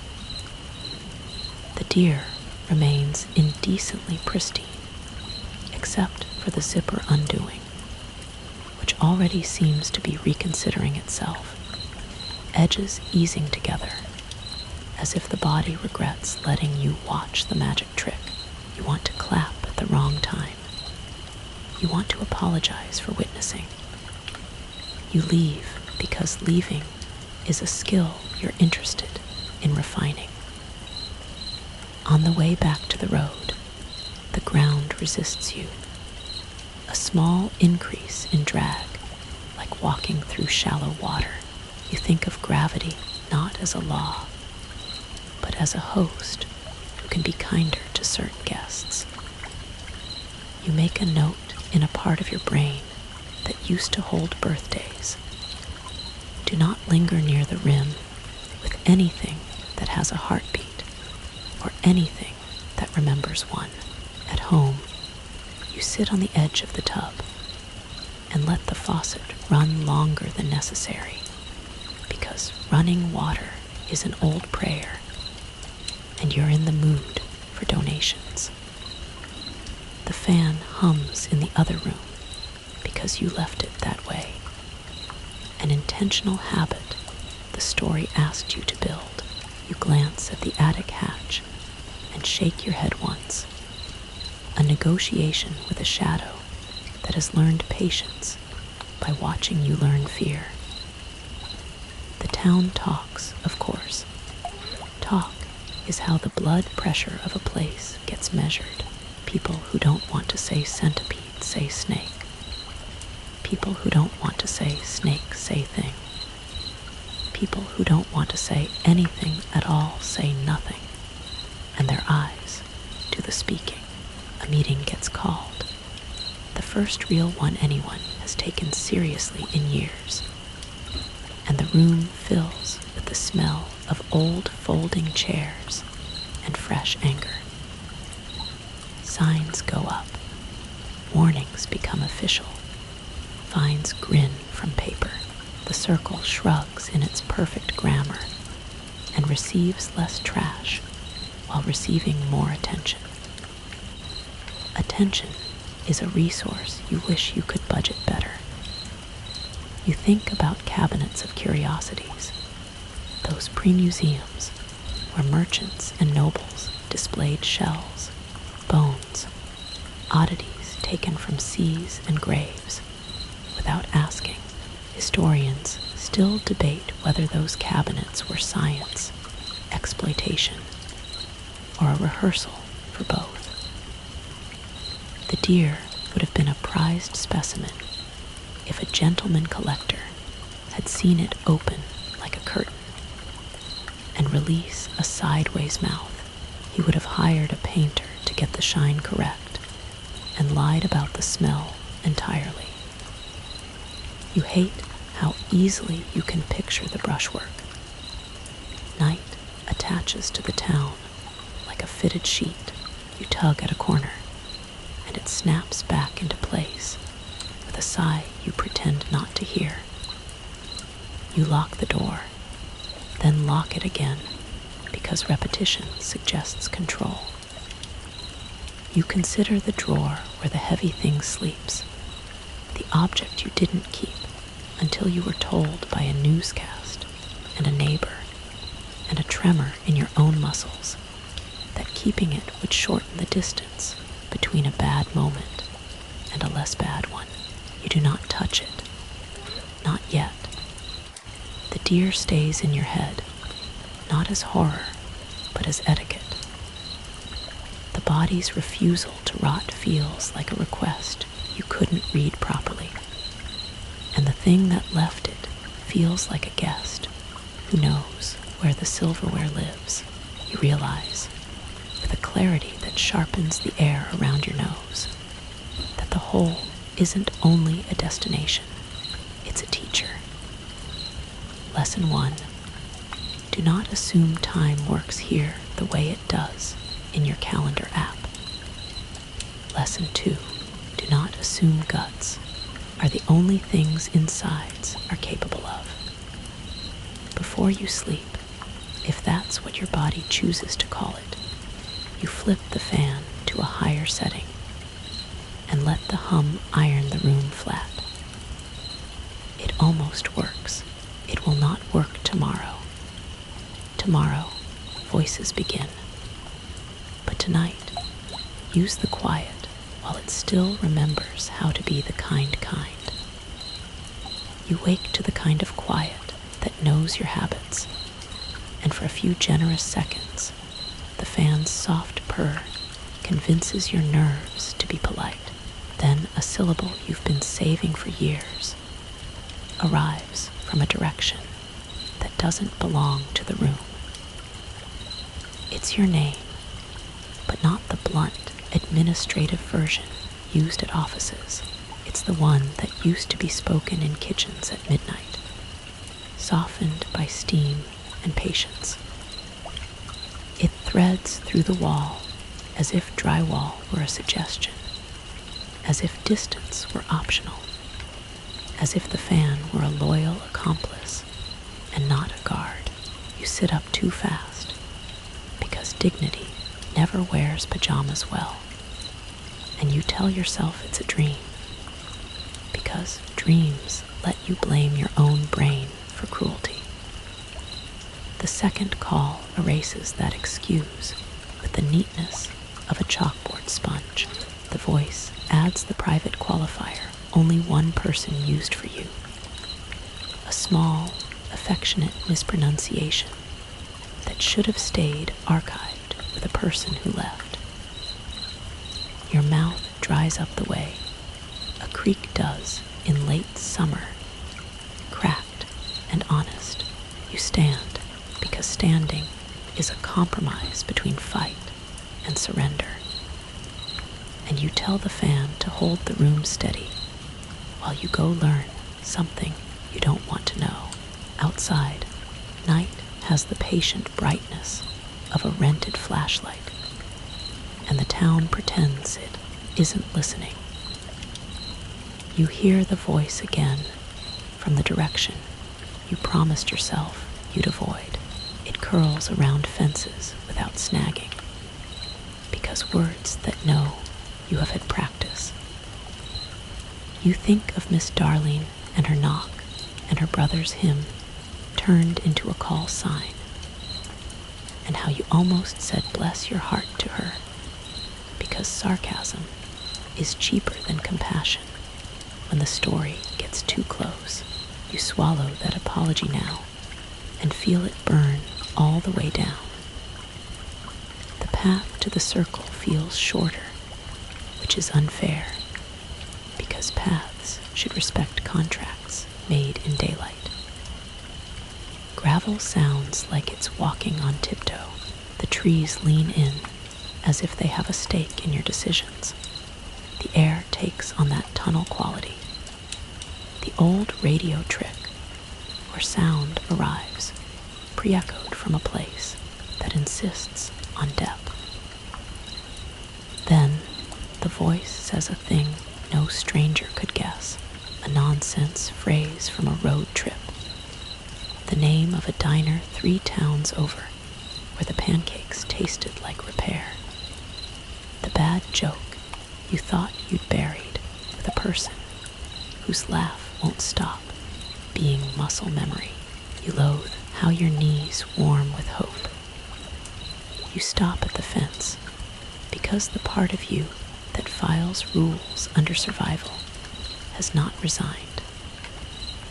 Barbed wire glints with that modest moon pride, and someone has tied little warning ribbons to it that clap in the draft like tired hands. The voice lowers as if to match your posture. It says, I know you, and then it says, I'm scared. And then it asks the worst question of all, the one that rubs your old grief raw. Can you come a little closer? This is where you talk to yourself in a tone you save for moving heavy furniture.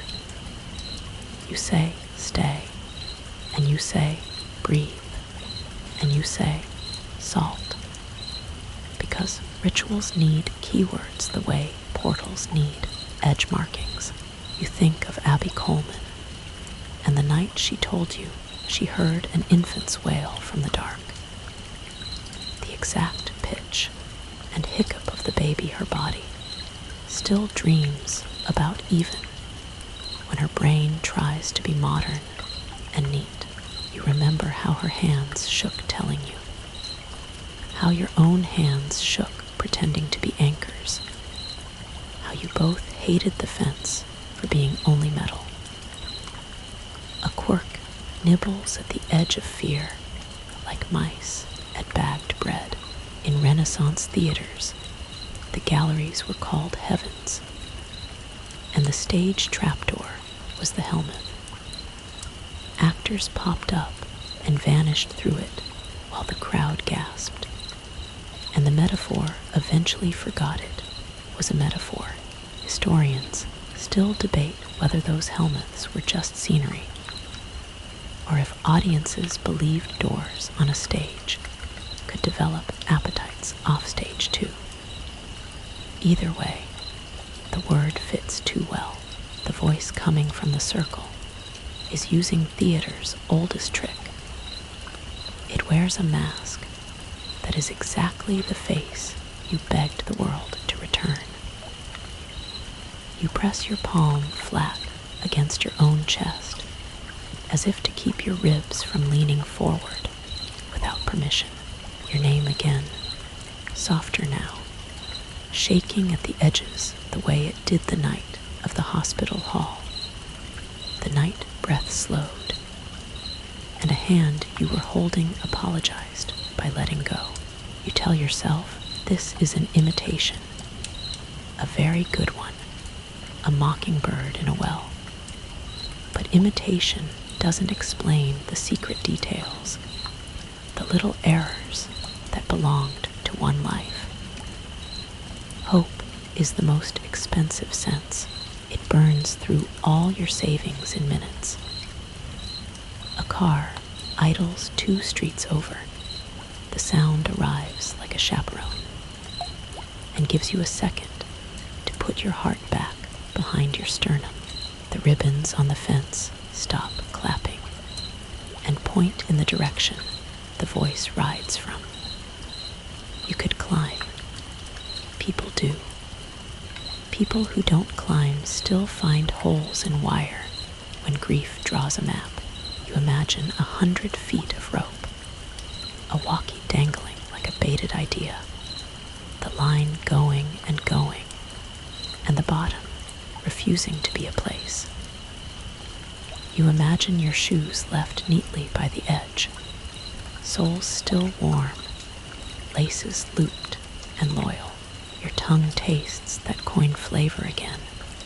You anchor to it because sensation makes a poor compass but a reliable alarm.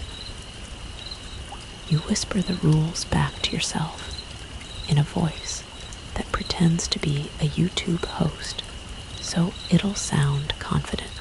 Don't look down, don't listen, definitely don't answer. Then, because you can't help it, you answer, but not the way it wants. You say, I hear you, and it says your name in relief so pure you almost faint from the sweetness. You add, but I'm not coming. And the quiet that follows is an animal of its own. It tries other doors. It tries the word kid because someone you loved used it when they needed your attention to mean safety.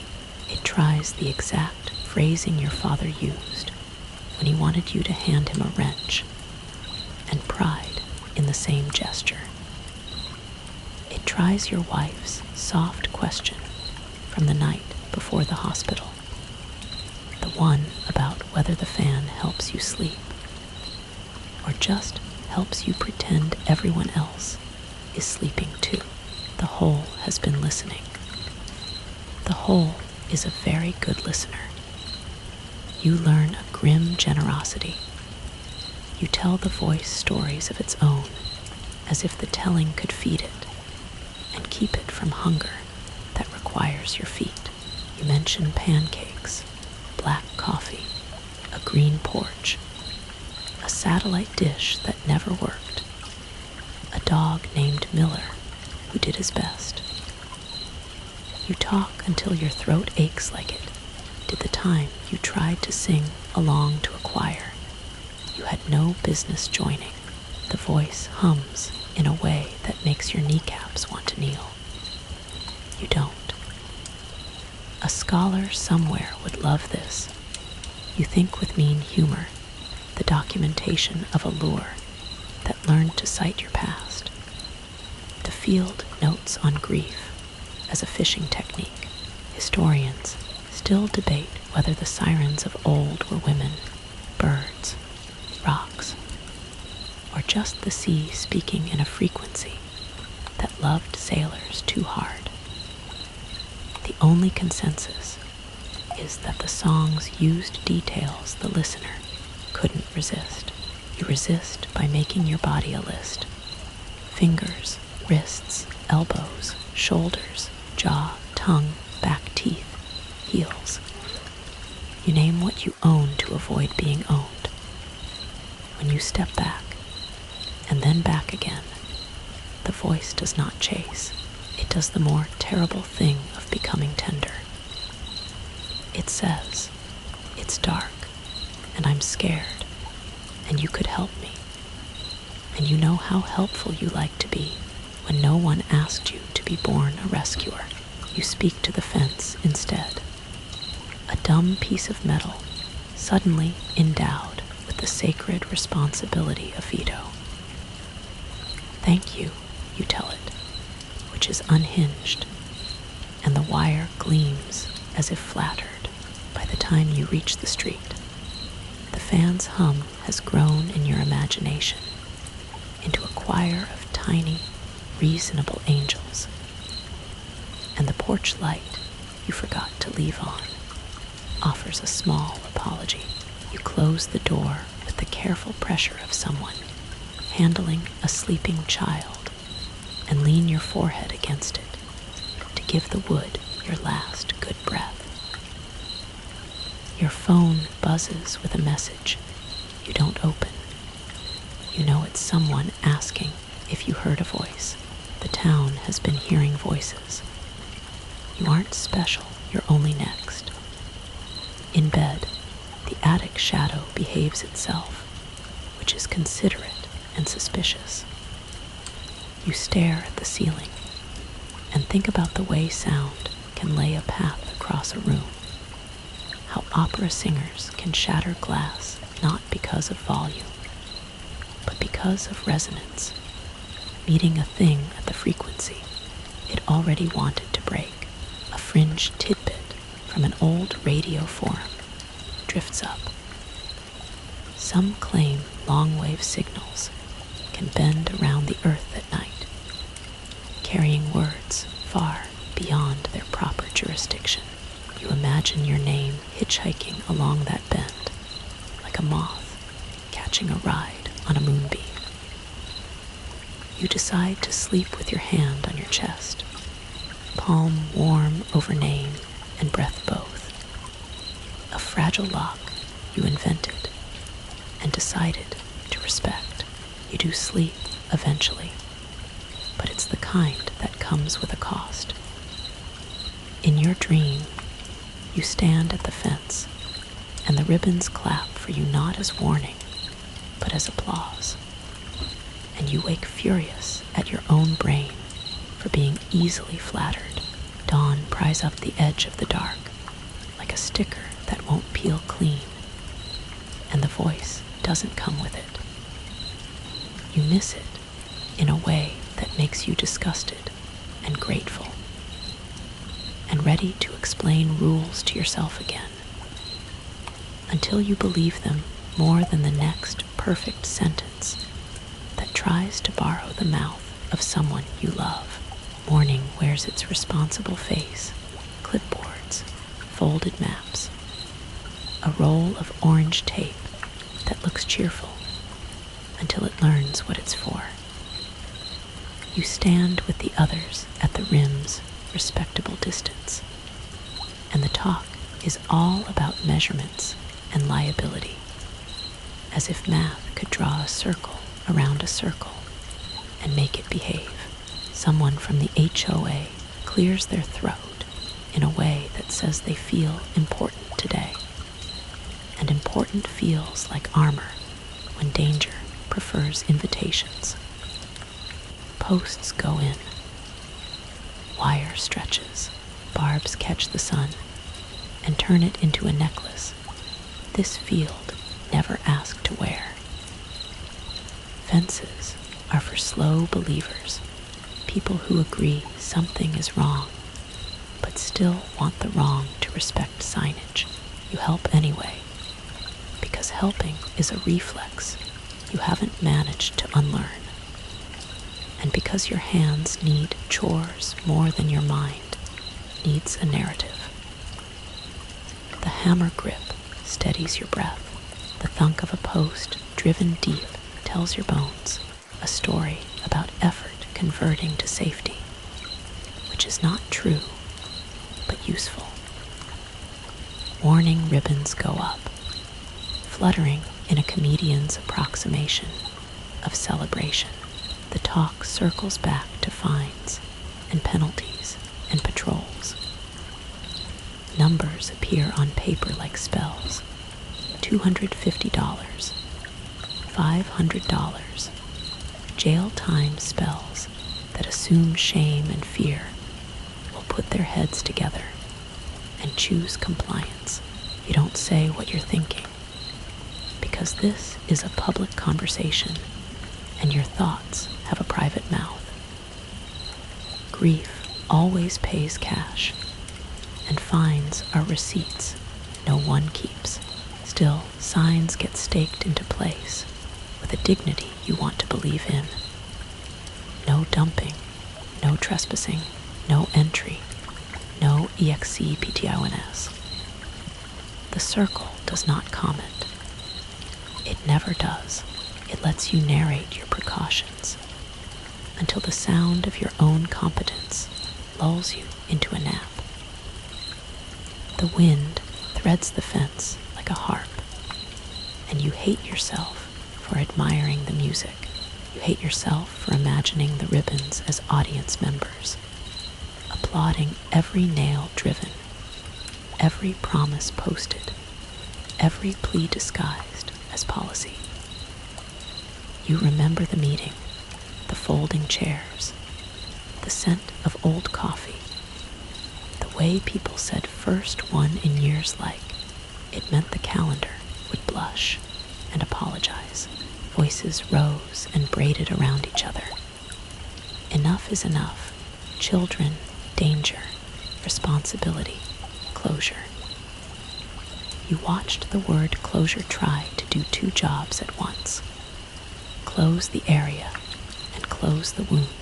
It failed at one and lied about the other. A truck idles nearby, one of the black ones with tires too clean for country, and men who don't say their names step out, but don't help because watching is their assignment. They say sinkhole, infrastructure risk, public safety, in a tone that tries to sand the edges off words like containment. You nod the way a citizen nods when diplomacy is cheaper than honesty. You do not tell them the fence is a courtesy, not a cure. History shows up with its book open to the page about the 19th century cordon sanitaire, how towns built lines around plague with rope and men and prayer, and still the sickness ducked under like a cat under a gate. Historians still debate whether those barriers saved more than they harmed, or simply gave people a job to do while waiting. It's a comfortable debate when you are not the person being kept in or out. A fringe tidbit floats by in old villages. Folks hung hag stones, pebbles with natural holes, on gates to catch ill will before it crossed. You picture threading 1,000 of them along this fence like beads. By afternoon, the boundary gleams as if it were proud of itself. A child who doesn't know better pings the wire with a stick and laughs at the note. The parent pulls the stick away with a grip that contains apology and threat in equal parts. The whole waits with the patience of a lake. Someone says, "That ought to slow 'em," and someone else says, "Oughta," which is rural, for we've done what we can while knowing we haven't. Night edits the town's posture. The fence becomes an obstacle course for intentions that don't want witnesses. Cutters, ladders, the careful belly crawl of someone who once wriggled under bleachers for a kiss and now wriggles toward a voice. You hear the little zips of metal on metal, the muted thud of a dropped bolt, the soft curse of fabric snagged by barb. And you understand how quickly policy becomes decor when longing gets a vote. You don't patrol because patrolling requires a faith you no longer rent. You do walk the perimeter once at sunset, a courtesy to your own conscience, and what you notice isn't just the gaps already forming, it's the offerings, flowers tucked into wire, photographs clipped with clothespins, notes laminated in plastic, the way hearts are when weather tries to edit them. The fence has become a shrine, which means it is also a rumor that miracles can be public. You want to set a sign nearby that reads, "Miracles here are hungry. Please feed them nothing." Someone asks to borrow your bolt cutters, and you say no with a sweetness that surprises you. They blink, unprepared for kindness as refusal, and leave without deciding whether to be angry. You stand there with the weight of your decision in your hands, and wish tools came labeled with ethical settings. The fan back home hums in your imagination, promising the thin kind of sleep you've learned to survive on. At the diner, the window still frames the field with the casual intimacy of a photograph left on a fridge. You notice that the angle makes the fence look shorter than it is, a trick of perspective that feels like foreshadowing. Coffee sits in your mouth like a decision you shouldn't have swallowed. You think of Randall and the day you watched a body try to stand up in front of coffee and eggs and the word normal. The fence didn't matter to that moment. The moment was busy teaching a different lesson. A local cop you recognize by posture rather than name tells you in a low voice about the struggle. A young father, a reach, a fall, two silhouettes tipping together like a bad punchline. The fence stopped neither. It only provided a theme. You nod because there's nothing to say that wouldn't sound like paperwork. The cop's eyes have learned a new distance. You hate recognizing it. News filters in from elsewhere, as if radio waves are gossiping about cousins, other holes, other fences, other towns learning that wire is better at stopping cattle than stopping stories. Historians still debate how much of the Great Wall kept out invaders versus kept in the belief that it could. That debate tastes particularly bitter next to your coffee. A fringe bit of folklore says iron wards off the uncanny. You consider draping the fence in old skillets and horseshoes like a porch display. picture the headlines and decide the town has enough spectacle already. In your pocket, a folded list of rules warms against your thigh. Don't go alone. Don't go at night. Don't go at all. You add a new line with a shaky pen. Don't argue at fences. Fences don't negotiate, people do. And people who argue at fences are usually arguing with themselves. On the walk home, the ribbons talk without words. They point where the wire has been cut clean, where it's been pried, where someone tunneled like a child in summer dirt. The path you take feels complicit, carrying you past spots where footprints confess and try to repent under the next wind.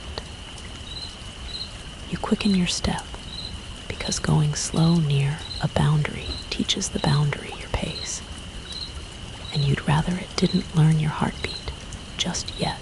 At the door, you set the bolt, then set it again, then put your palm flat on the wood like you're pledging allegiance to something that can't pledge back.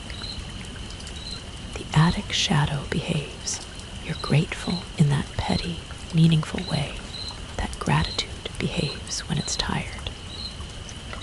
The fan's whisper builds a small room inside the big room where your breath can sit down. You tell yourself the fence will slow things enough for the town to remember its better self. You tell yourself this with your eyes closed, because the fence is only for slow believers. And tonight, you need to be slow on purpose. You learn to drive with your eyes carefully away from the field. And then one morning, you forget and look, and the lesson parks itself in your chest like a stalled engine. They're laid out along the rim, bodies arranged with the accidental symmetry driftwood makes when a tide is indecisive. The first sin is recognition. You know 3 of them by the tilt of an ear, the stubborn angle of a jaw, the way a forearm rests like it remembers a wrench. The second sin is relief. They're back, which counts for about half a heartbeat as good news before your breath completes the sentence. They are not back. They are an essay about backness written by something that skimmed the abstract and guessed at the rest. Skin that should be singing the old bloated verses of sun and time instead plays a stranger's instrument, swollen in one place, sagging in another, like a mattress that kept too many secrets. Hair gives up in islands, nails blacken like small, veiled moons. A cheek that knew how to round itself around a smile now misremembers the curve. You pull the car over without registering that you've done it, because some lessons demand a full stop. The fence's ribbons are disrespectfully cheerful, clapping at a play no one wants to see. No flies attend, no undertaker's perfume of antiseptic and lilies, no chorus of parish gossip, just the river stillness of a moment, trying very hard not to ripple. You step closer than you should, and that wrong air closes over your mouth like a hand you didn't hire as guard.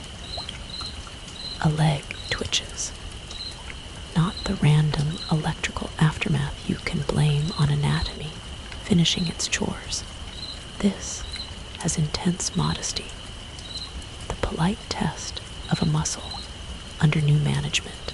You remember the sound Jameson's body made, skin dragging on dirt.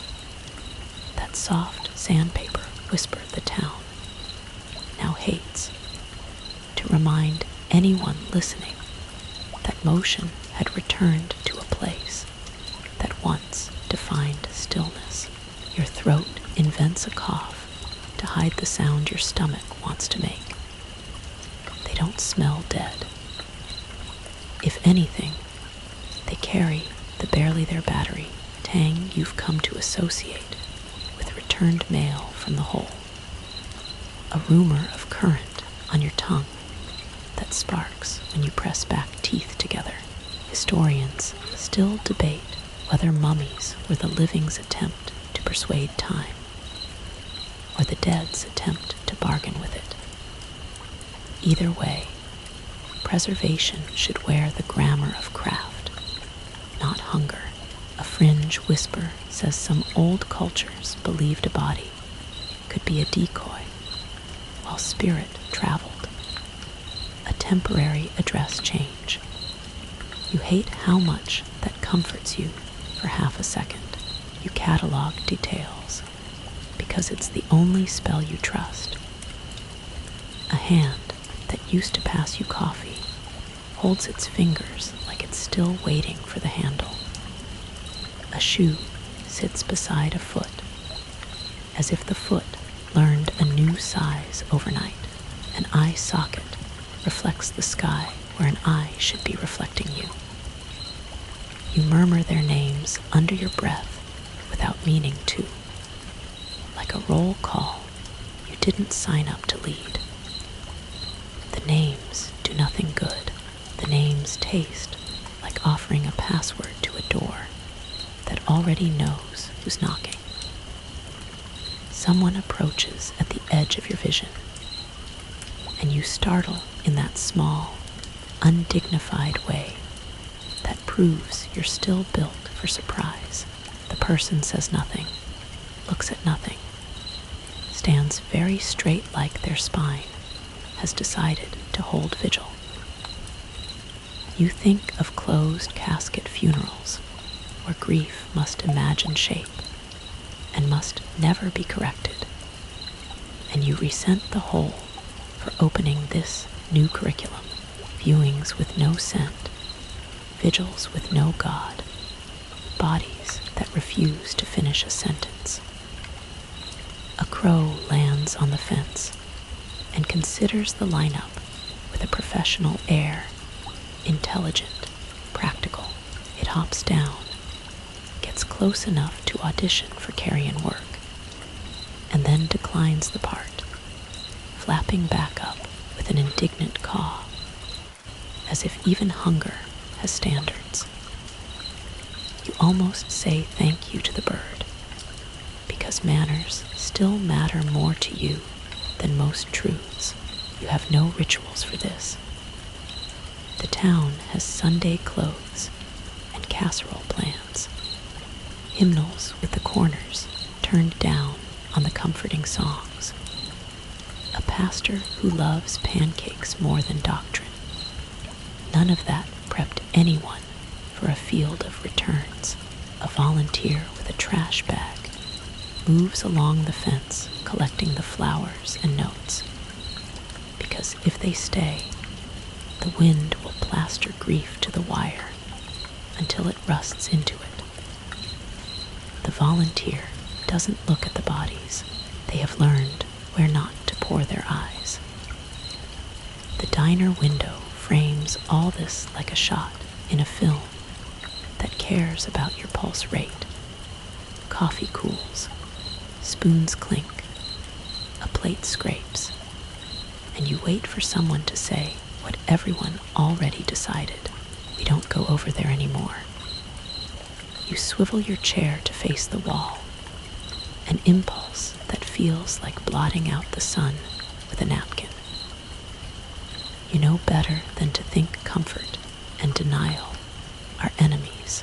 Most days they're roommates who share rent and don't talk about dishes. In the late afternoon, heat presses its thumb into the town, and the bodies should answer. They don't. You watch sun on skin that refuses the choreography of rot, and your brain tries once again to be helpful. Perhaps they're preserved by minerals. Perhaps gases vented differently.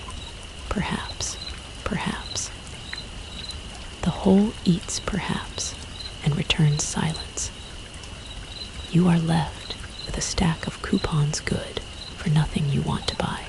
You think about the Roman practice of damnatio memoriae, erasing the memory of a person by chiseling their name off stone. Historians still debate whether forgetting is a punishment or a mercy.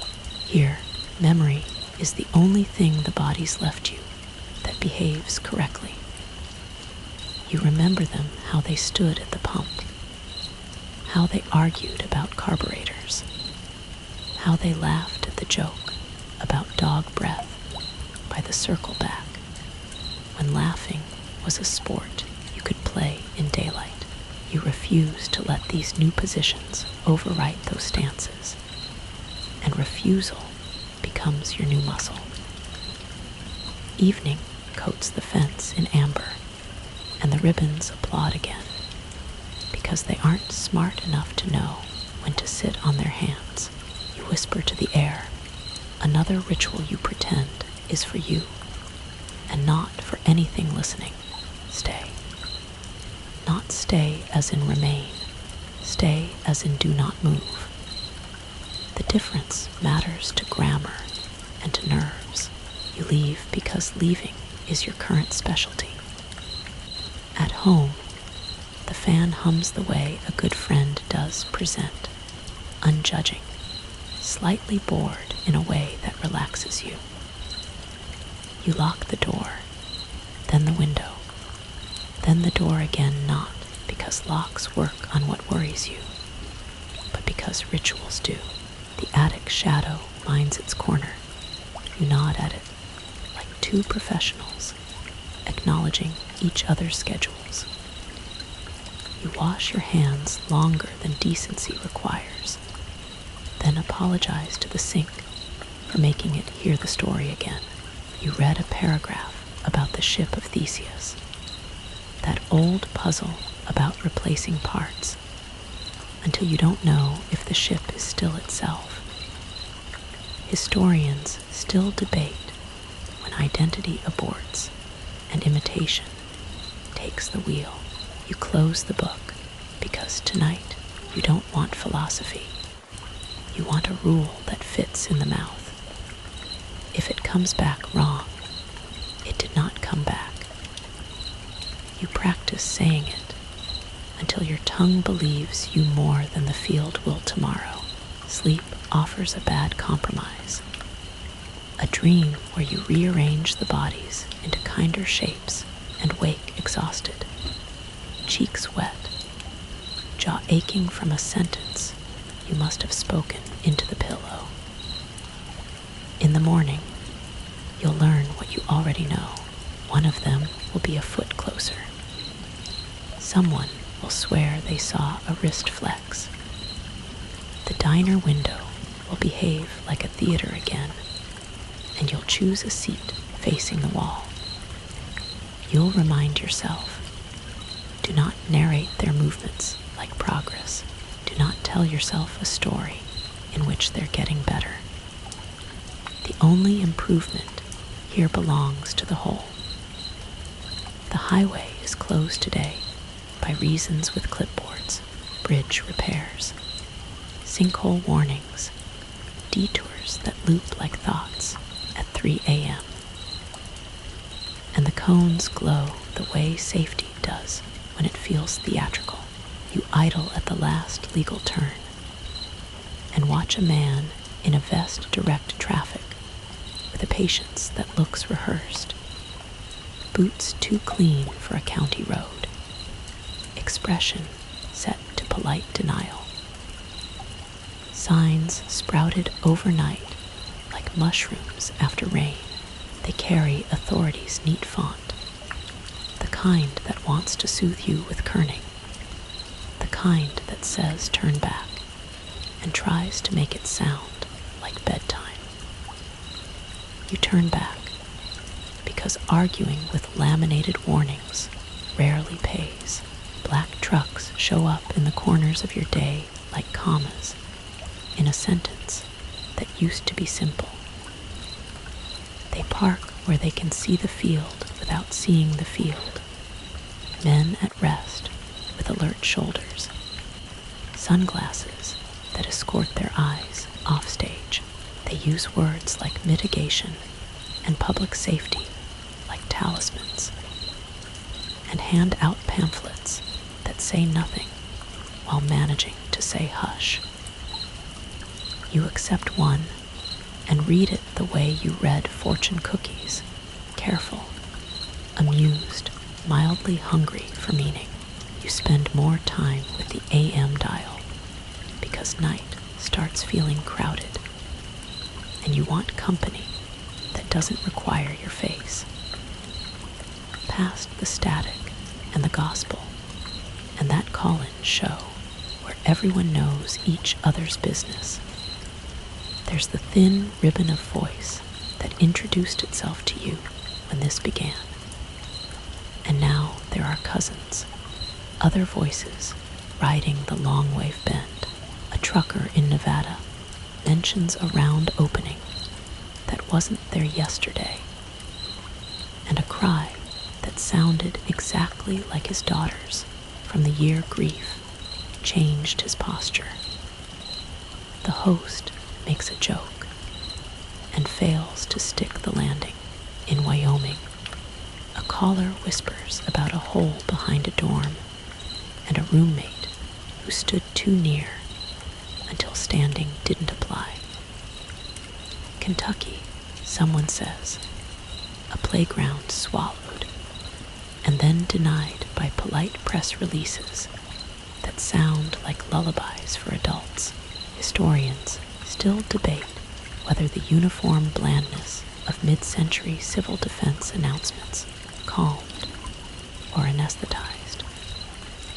The archive clips you find online feel like cousins to today's tone. Comfort as a sedative. Fear as a resource to be managed. A fringe radio club insists AM at night can carry the sigh of a continent. Voices threading along the ionosphere like quilts passed hand to hand. You imagine your own words hitching that ride without asking you for permission.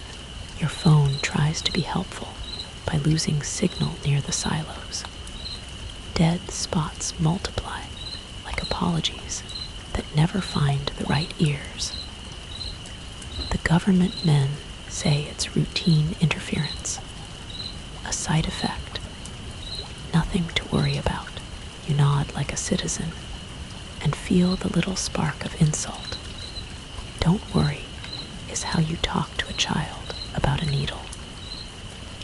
The diner's TV plays news that glances your way and then looks down, smiling at its shoes. The volume is low enough to force lip reading, and you get good at it. Your town becomes a noun they never say. You drive the detours and memorize the choreography of traffic control cones, flaggers, the slow waltz of a line of cars making the same decision at the same time. At each barricade, a man with a clipboard admires his own rectangle of authority, and you cannot blame him. Order is a sweet costume when the play won't tell you its ending. Behind the barricades, you feel the circle in the field the way you feel a molar ache. Constant, personal, impossible to share without opening your mouth too wide. At home, the fan's hum becomes radio too. You start to think it has a station, some low, unlicensed frequency that broadcasts only to nerves. The attic shadow keeps its union hours, clocking in at the same minute each night, respectful, which is either courtesy or predation. Hard to tell sometimes. You turn the dial slow, hunting not for news, but for companionship that isn't curious about your exact footsteps. The original voice returns steady, tired, threaded with a new urgency, and you breathe like someone who's been underwater and found a pocket of air. He tells you what you already feel, that the exits are prettier now because they're forbidden, that the trucks say one thing while their clean boots say another, that the fence keeps honest people honest, and grief doesn't count itself among the honest. He says he won't be able to talk much longer, and you hate how your chest responds like it's lost a friend it never met. He says the bodies at the rim started moving, and you move your coffee cup so it won't be in a straight line between the window and your mouth, because superstition prefers geometry. History wraps the glass again. You think of wartime blackouts, windows curtained against searchlights, neighborhoods instructed to be dark in unison. Historians still debate whether the blackout drills offered real protection or only the comfort of synchronized obedience. You darken your house anyway, fan humming like a moth stuck in a lampshade, and stand in your own kitchen feeling like a child in a fort built from blankets and good intentions. A fringe pamphlet you never bought, but always saw in gas stations, said radios can bring spirits as well as songs. You never believed it until a voice borrowed your history to make a point. In the morning, the barricades are still polite, the detours remain firm, and the black trucks wear their anonymity like a cologne. A worker hands you a flyer about staying calm that forgets to include instructions. You file it between a takeout menu and the belief that instructions would help. You take the long way around town because long ways feel safer, as if distance could tire out an appetite. The sun washes the diner window, which continues its side gig as theater, and you find yourself choosing a seat that faces the wall on purpose. On the radio that night, the Nevada trucker calls back with a voice that has learned a new quiet. He says he heard the baby cry again and didn't go, and the host says he's proud of him, and you feel proud too, and ridiculous for feeling proud of a stranger for performing the same small heroism you hope to perform again tomorrow. In Wyoming, the dorm's lawn is receded, neat as an apology. In Kentucky, a city official reads a statement with the rhythm of someone holding a heavy tray, measured, mindful, afraid to spill. You note how often the words stay calm, stay home, stay safe are used as if they are stations on a dial, rather than instructions that turn to smoke when grief puts its hand on the knob. Historians still debate whether panic spreads faster than news, or whether news hobbles itself trying not to cause panic. The debate is not comforting when the AM hiss under your fingers sounds like a fuse. A fringe story surfaces about a town that rang church bells at noon each day to prove to themselves they still existed. You consider setting an alarm to tug on your own bell, fan on, lights dim, radio up, proof of presence in a story that edits witnesses. You sleep on the couch because beds imply trust, and you're in a season of qualifiers. The fan plays lullaby, The radio whispers like someone telling you a secret in a language you mostly remember. And somewhere outside, a convoy passes, tires on gravel hissing like whispered SHHH. You put your hand on your chest, the way you did the night the voice tried to borrow a door in your house, and you barred it with breath. The blockades will still be there in the morning, the broadcasts too. If the tower holds, you fall asleep counting the handful of sentences that still feel like instructions worth keeping. And at the top of the list is the one you hate most for being so small and so hard. Stay. You try to schedule normal at the diner. Sit, sip, breathe, pretend. Because rituals are the scaffolding you use to keep the sky from caving in. The window remembers its job as theater and frames the field with a casual intimacy that makes you feel rude for looking. Silverware talks in the background, polite clinks, the hymn of habit, and you let the coffee cool, as if temperature could be a decision you control when everything else is busy making its own. Then Randall stands up.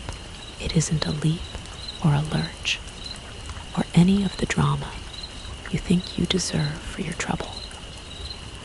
It's a slow puppetrize, strings adjusted by a hand that has learned patience from counting corn rows, skin like wax paper, eye sockets empty of audience, posture borrowing from muscle memory and returning it with interest.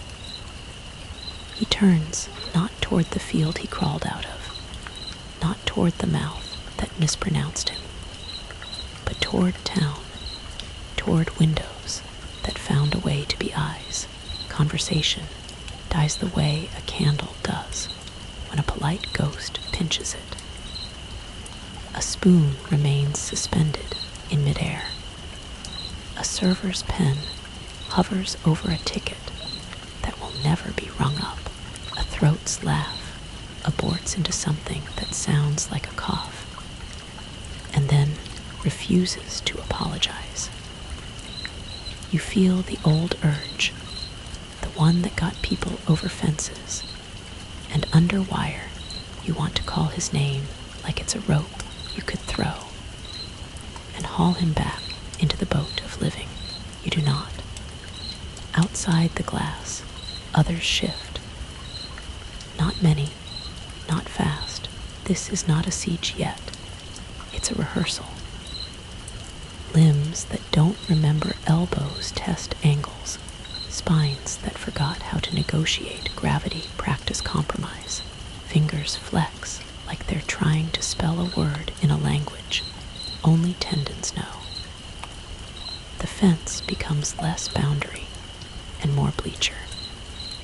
A place for the ribbons to clap softly in a wind that now feels like breath. You think of the first warnings. Don't go. Don't listen. Don't look. And add a fourth. Don't narrate for them. Your brain will try, because brains want arcs and redemption. And the thrill of a plot twist where the dead found a way to be less dead. But what you're seeing isn't a miracle. It's a correction. The whole borrowed shapes and is still getting the fit wrong. And watching is how it learns. That's the cruelty of this. Your attention is instruction. A chair leg scrapes loud enough to feel like a mistake. And everyone flinches in that embarrassing unison that proves you're all tuned to the same wrong station.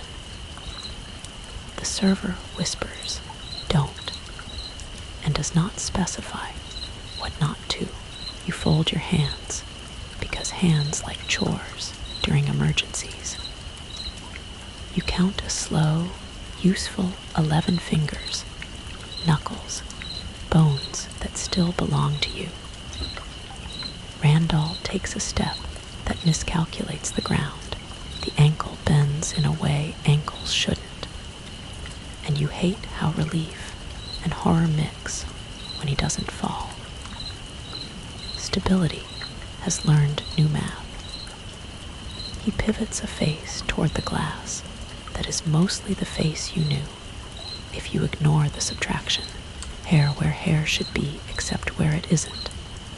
A mouth that remembers the shape of a smile and chooses not to use it. Your name is safe for now because he isn't calling anything. The calling was the whole's job. This is the walking. You inventory exits, which is practical and superstitious in equal measure. Door, back hall, kitchen, that window you could shoulder if you had to. In a town with blockades, you learn to make maps of rooms. The cook turns off the TV without looking up, as if a broadcast might be a direct line for something to hear you listening. Someone reaches for a phone and stops halfway like the air got sticky. History pushes its chair back and joins your table. You think of medieval processions where reliquaries walked through streets to remind towns that holiness could be portable. Historians still debate whether the bodies inside were saints or symbols, whether the walking did the healing or the watching did. Here, the procession is private and unwanted, and you feel suddenly disloyal for having eyes. A fringe note about tulpas, thought forms made real by attention flashes, and you swat it away, not because you don't believe it, but because belief feels like a participation trophy. Outside, one of the returners lifts a hand and lets it drop. Not a wave, an adjustment. Another turns its head toward the wind like it's sniffing for the battery tang you've been wearing like perfume since the first trash day. The fence ribbon applauds again, and the sound makes your teeth hurt in that dentist's office way, sharp, bright, chemical. You place both feet flat on the floor to remind your bones which side of the room they're on. The first scream doesn't come from the diner. It comes from a street over, young and male, and carrying that raw filament of hope inside terror. Dad. Two people move at once toward the door and bump shoulders, and the third person, who is you, because of course it is you, says, "Wait," with a firmness that sounds borrowed from a better you. You do not add, "He doesn't need you," because the river of you and need has too many tributaries to map out loud.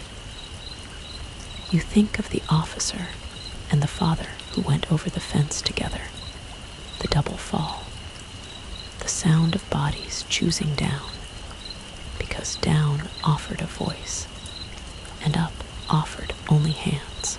You picture your own hands and feel useless and grateful for their emptiness. In a better story, someone would have a plan. In this story, plans are furniture that keeps getting moved while the lights are off. Randall takes another step and then stops. And then the kind of motion that isn't step or stop travels through the line of bodies like a wind you can't see. Small adjustments. A choir clearing its throat. You realize with a steadying horror that they're not coming to the diner. They're practicing coming to town. The difference is a ditch you have to make in your mind and sit down inside to avoid drowning in the flood of what if you pay for coffee because manners pay their own rent, even during rehearsals for catastrophe. The server's hand shakes just enough to make the change musical, and you leave too much tip because guilt is a vending machine with one stuck button. Outside, heat presses its thumbprint into the day and refuses to apologize for its timing. You walk home using the long route because long routes remind your legs that choices still come in sizes. At the porch, you stand for a moment before the door and breathe like you're rehearsing for something too. The fan hums your name the way it has learned to, and the attic shadow minds its corner like a well-trained pet of a boundary you decided not to cross. You lock the door. You set the chain. You place the heavy object on the table, where a rectangle of light makes it look almost ceremonial. Then slide it into the drawer, because ceremony invites audience, and you aren't in the mood to host on the AM band. The voice tells you that this is the beginning, and you hate him for his accuracy and love him for the sentence that follows. Stay away. He says it the way a person says duck when a glass falls from a shelf. Impulse, compact, generous. He doesn't tell you what to do if staying away won't be an option when legs that misremember power figure out sidewalks. You make your own version. Stay inside. Stay quiet. Stay unuseful to stories that want the lesson of you. Before sleep attempts its soft crime, you write a list on an index card and tape it beside the door. Because if words can lure, maybe words can bar. It reads, don't open, don't invite, don't look twice, don't narrate for them. You add, don't say names, and then you write your own and cross it out in a way that satisfies something small and superstitious. The fan hums agreement. In the dream that comes anyway, you're back at the window, and the ribbons clap, and Randall lifts his hand in a gesture that, in other circumstances, would have been hello. You wake with your palm pressed to your chest, rehearsed, useful, firm. Morning will arrive, and pretend there is not a rehearsal scheduled on the edge of town. You will pretend with it for as long as pretending counts as a civic duty, and when pretending breaks, you'll have the fan, the list, the lock, the long way home, the habit of leaving seats that face the show. You'll have the smallest rule of all, which is also a prayer. Stay. You wake to the sound of engines arranged into a sentence, and every clause ends in stop. Black trucks stack along sycamore like punctuation. Men in matching caution stand where porches used to be borders, and now are only suggestions. And the air hums with the neat impatience of logistics. The cones have multiplied again, cheerful as ever, but the cheer has the grit of urgency in it now, the way a smile looks when it's been asked to work overtime. A laminated map flutters on a hood. Someone points, someone nods. The choreography of control repeated like a prayer. You stay inside, because inside is the last rule that still fits. The fan hums a tone you can almost call brave, and the attic shadow finds its lane like it's signed a lease. Through the blinds, you watch a man clean boots knock on a door that doesn't open. He leaves a flyer that says stay calm in a font that cares too much and not at all. Your phone vibrates with messages that have learned to be terse. You good, Windows, don't. On the AM band, the voice is there early. The way bad weather arrives earlier than forecast, and no one sues the clouds. He sounds thinner, stretched like the deer before it offered a new answer to inside. And he uses words that dress themselves as final, almost last, if. He says the roads are officially closed now, not just politely, not just with cones and men who pretend to be construction, closed like a mouth that tasted the wrong sentence. He says more bodies are at the rim, and some have learned to crawl in curves that imply intention. You imagine the fence line like a score, notes moving along staff wire, small adjustments adding up to a melody you don't want to hum. Ribbons clap without understanding their role in theater, and the wind carries that battery tang to your porch, as if to remind you who's conducting. Historians still debate whether containment is a kindness or a mask. The word carries both cradle and cage in its syllables, and today the cage wins. You practice not looking the way you practice a lie you mean to use for good.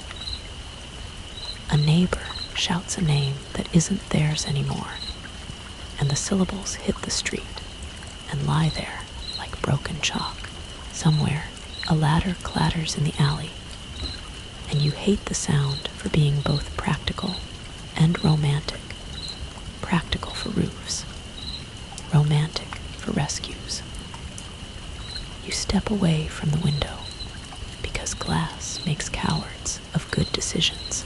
In the kitchen, your hand rests on the heavy drawer and does not open it. A small victory awarded with no applause. Radio again, because voices that don't ask for your eyes are the only ones you trust. The trucker from Nevada calls back to say the crying came and went like a tide, and he counted to 60 and did not move. And the host says, good, and you put your forehead on the counter and whisper good too, as if your breath could be mailed. A student in Wyoming speaks in a whisper that sounds like a library used to sound, and says campus receded the lawn and posted guards, and still the ground sometimes feels like it's waiting to be a door again. Kentucky sings a bureaucratic lullaby and promises playgrounds can be rebuilt, and your throat tightens because rebuild is a tender verb, and it deserved a safer sentence. The trucks hum a perimeter. A generator coughs into competence. A portable tower lurches up like a skeleton of intention. The men in uniforms don't announce themselves, which is its own announcement. They drill, they measure, they speak into mics that make their mouths sound further away. And when they say area secure, the words float like a raft built of receipts. You think of cordons sanitaire again, of the rope lines around sickness centuries ago, and you wonder if the rope felt proud of its knots.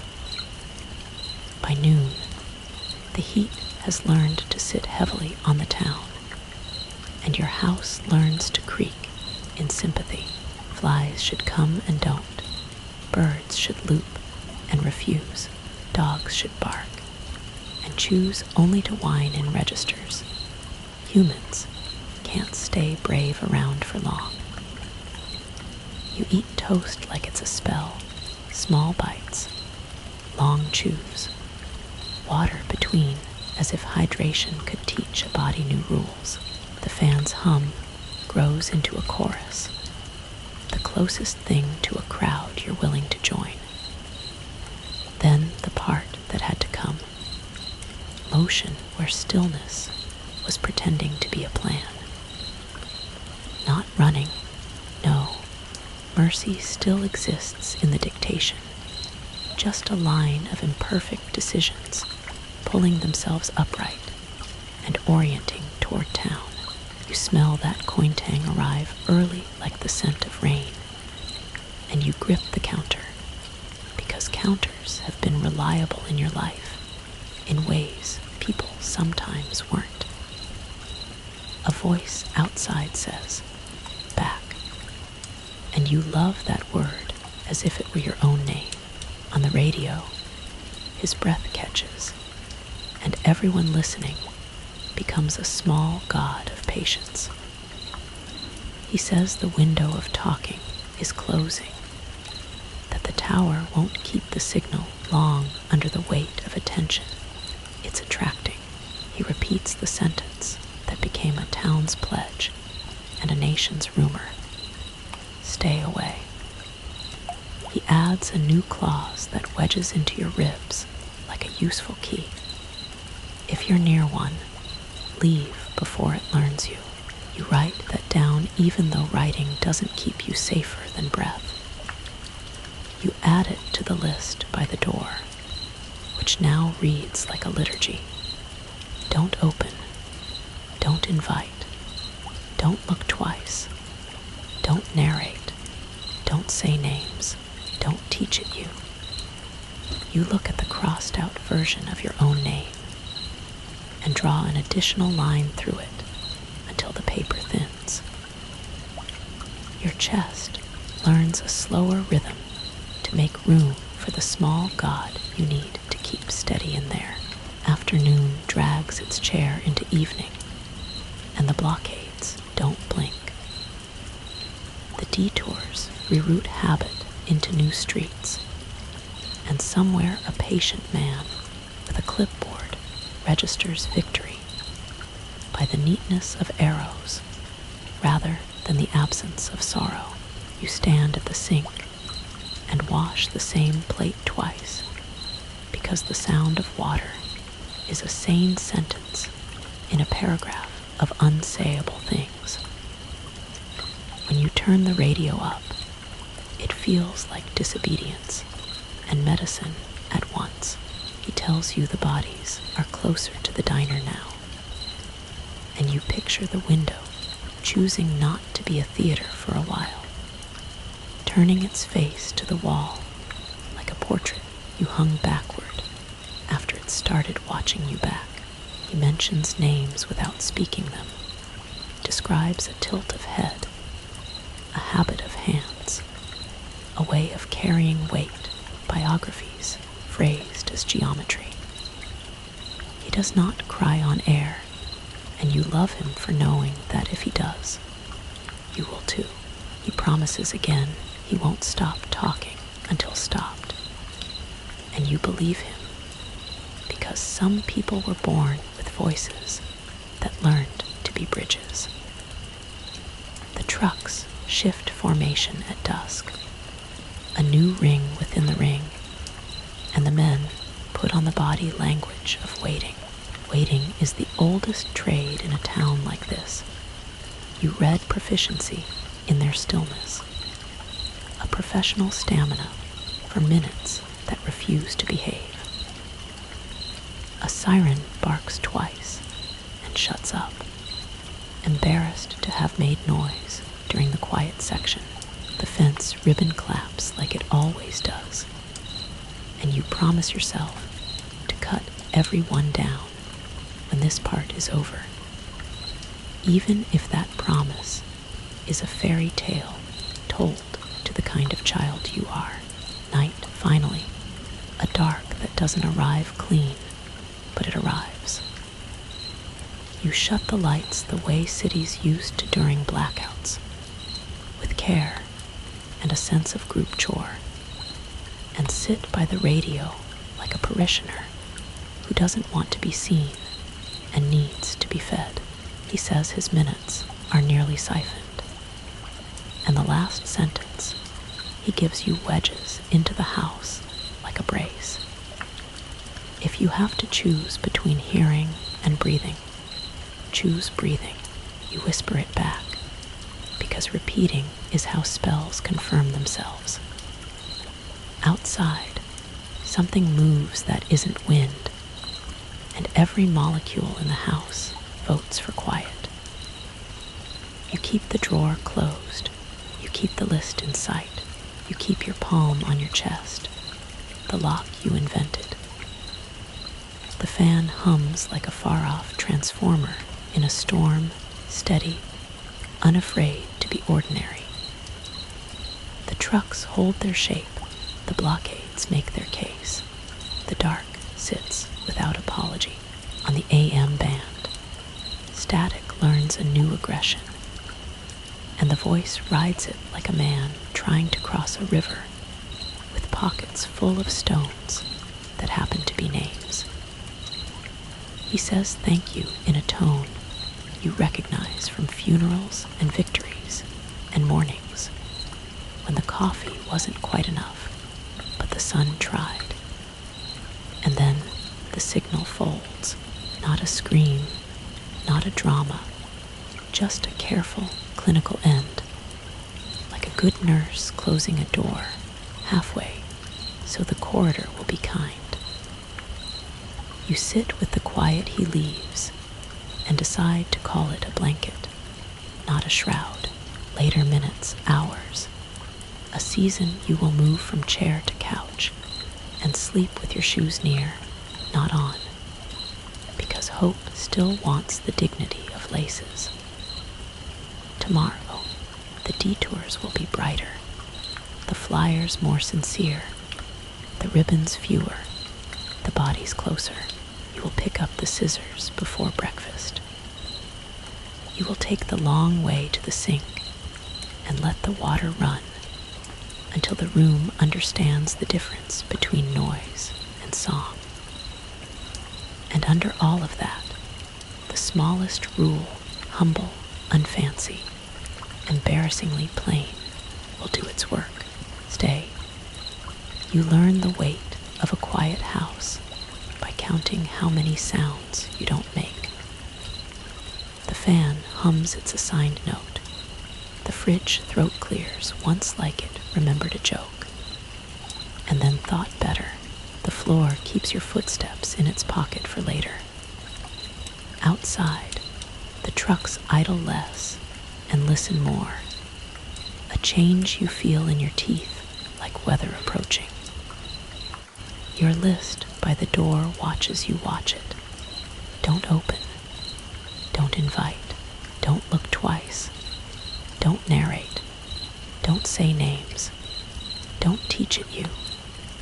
When the first knock comes, it is polite. That's the cruelest kind. Knuckles balanced, 3 taps, then rest, exactly how a neighbor who borrows sugar for an apology might introduce their need. The air next to the door cools without permission, and your hand goes to your chest out of habit rather than courage. You say nothing, which feels rude, which is the point. The second knock brings your name with it, perfectly folded. It isn't shouted. It isn't begged. It arrives with the cadence used in kitchens and hospitals and back seats and pews. It wears your nickname like a jacket you once left on a chair and never got back. To your left, the fan grows louder in the way. A friend clears their throat when you're about to volunteer for harm. You stare at the list until the letters turn from ink to architecture. Don't open is a door. Don't invite is a bolt. Don't look twice is the angle of your head, the discipline of eyelids. Don't narrate is a hand over your own mouth, so you don't explain the world to the thing is the salt on the threshold you laid like a joke and kept like a religion. Don't teach it you is the new rule that feels older than your bones. Outside, footsteps misremember carpeting. The porch clicks in wrong places. An old record with a new scratch, rhythm altered, familiar made impolite. You think of the diner window and Randall's puppetries, and the way posture could be borrowed badly and still become dangerous with practice. You breathe the way the radio voice told you to when breathing and hearing ask you to choose.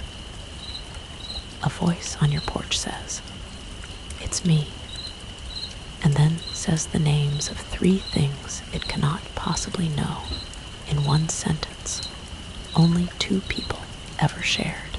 You learn that hope has a scent. It smells like a warm coin. The fence ribbons you cut in your head clap anyway. The men in black trucks don't move because they cannot hear the specific shape of your grief. This part is between you and the door and the math of longing. History reminds you of old stories where vampires ask to be invited, and etiquette is a weapon with lace on it. Historians still debate whether those rules were metaphors for boundaries or instructions disguised as folklore. You choose instruction. You put your lips near the wood and speak the sentence your throat doesn't want to own. No, it isn't elegant, but neither is living. The porchboard creaks in a way your childhood would recognize. You taste metal and memory at once and refuse both, because refusal is your new calorie. The voice tries your father, tries your wife, tries your better self. It says kid, it says sweetheart, it says helper. You answer with the longest quiet you can afford. A hand, something like one, slides into the space under the door, reaching for air. It doesn't belong to the body you remember. It belongs to the attempt. The fingers are swollen in some places and missing in math in others. A nail scrapes the wood with a sound that deserves a gentler room. You do not step back. Stepping back is a lesson. You plant your feet like fence posts. From the radio, static spits and then arranges itself into a word that sounds like brace. Maybe it's an advertisement from 3 towns over. Maybe it's the tower coughing one last instruction through a throatful of noise. You lay your palm flat on the door and feel the thrum on the other side like a transformer, like a hive, like a mouth, rehearsing. No, you say again, because repetition is how circles lose power or gain it, and you would like to try choosing. The trucks finally speak, amplified and official. Stay inside. Do not engage. It is city voice, not town voice, but you accept it as alone. The porch withdraws an inch of weight. Gravity renegotiates its treaty. The house exhales, surprised to still be a house. You leave your hand on the wood until the thrum quiets to the fan's steady hum. You think of Jameson and the deer and the zipper undoing and the thing that learned walking by wearing a borrowed shape. You think of the fence and the boys and the ladder and the father and the officer and how helpful can be a verb that bites. You think of the diner window and the chair leg scraping and the way applause can be a threat when it comes from ribbon. Every memory lines up and asks to be a rule, you deny most and keep the smallest. On the radio, a new caller whispers about cutting ribbons off a fence and how it made the field look less like a parade and more like a warning again. You decide to do that in the morning with scissors you trust more than sermons. Another caller says the crying in Nevada stopped when he sang the wrong lullaby on purpose. He broke the melody and bought himself an hour.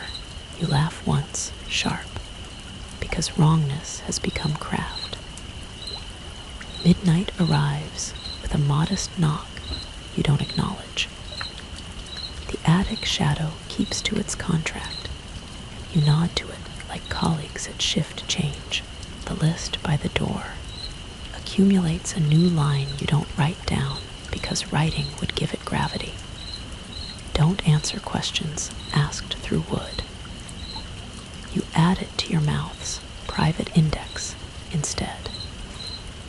Sleep, when it comes, is a truce. In your dream, the door opens because doors love their jobs, and you wake with your hand already on the bolt. Proof that some parts of you still vote for you without asking permission. You drink water and taste the coin. You stand in your kitchen and wait for the fan to make the room plausible again. It does. Dawn edges into the room the way a careful guest sits at the very corner of a chair. The trucks outside rearrange into a new grammar. The cones practice being nouns. You open the drawer and take the scissors not for the heavy thing, but for the ribbons, the ceremony of small disobedience. On the radio, a static bent voice, maybe his, maybe someone else's, says, if it learns you, unlearn yourself. You step outside into air that has not yet chosen to be coin or rain. The porch remembers you, the step holds. Down the street, the fence waits with its ridiculous applause, and you walk toward it with the slow, stubborn gait of someone who has picked a fight with punctuation. A neighbor lifts their own pair of scissors. You share a look that is new in this town. Team. At the wire, you snip a ribbon, and it falls without drama. Only a sigh you might have imagined. You snip another, then another, and each little color surrender gives the field back its severity. You do not look at the rim, don't look twice, and don't narrate, keep time in your blood. You look only at the knots, and the fence, and the hands that hold the scissors. By the time the sun clears its throat above the elevator, the fence is naked, and the wind has lost a toy. The town feels less like a stage, and more like a room. The trucks, noticing or not, keep their distance. You place the last ribbon in a trash bag and hear, far off, a sound that could be steps practicing, or simply the ground's old creak. Back home, the list by the door looks smaller than your breath and more powerful than your hands. You smooth the paper and add one line after all, quick and plain. Don't teach it doors. You stand in the middle of the room and say, loud enough for the walls, stay. And it is unclear whether you mean yourself, the house, the town, or the unnameable. It doesn't matter. The word lands and sits out past the fence. The circle holds its grammar. Inside, you hold yours. Today will require scissors and water and radios, and the long way and the fan's choir, and the quiet you have been building like a muscle. When the next knock comes, and it will, you will not open. You will not invite. You will not look twice. You will not narrate. You will not say names. You will not teach it you. You will stay. Morning arrives like a held breath, finally allowed to leave the body. And the house listens to see what sound it made on the way out. The fan keeps its post, steadfast, unfancy, and the fridge remembers its manners. The floor offers you a truce creak for your first step, and then decides not to count the rest.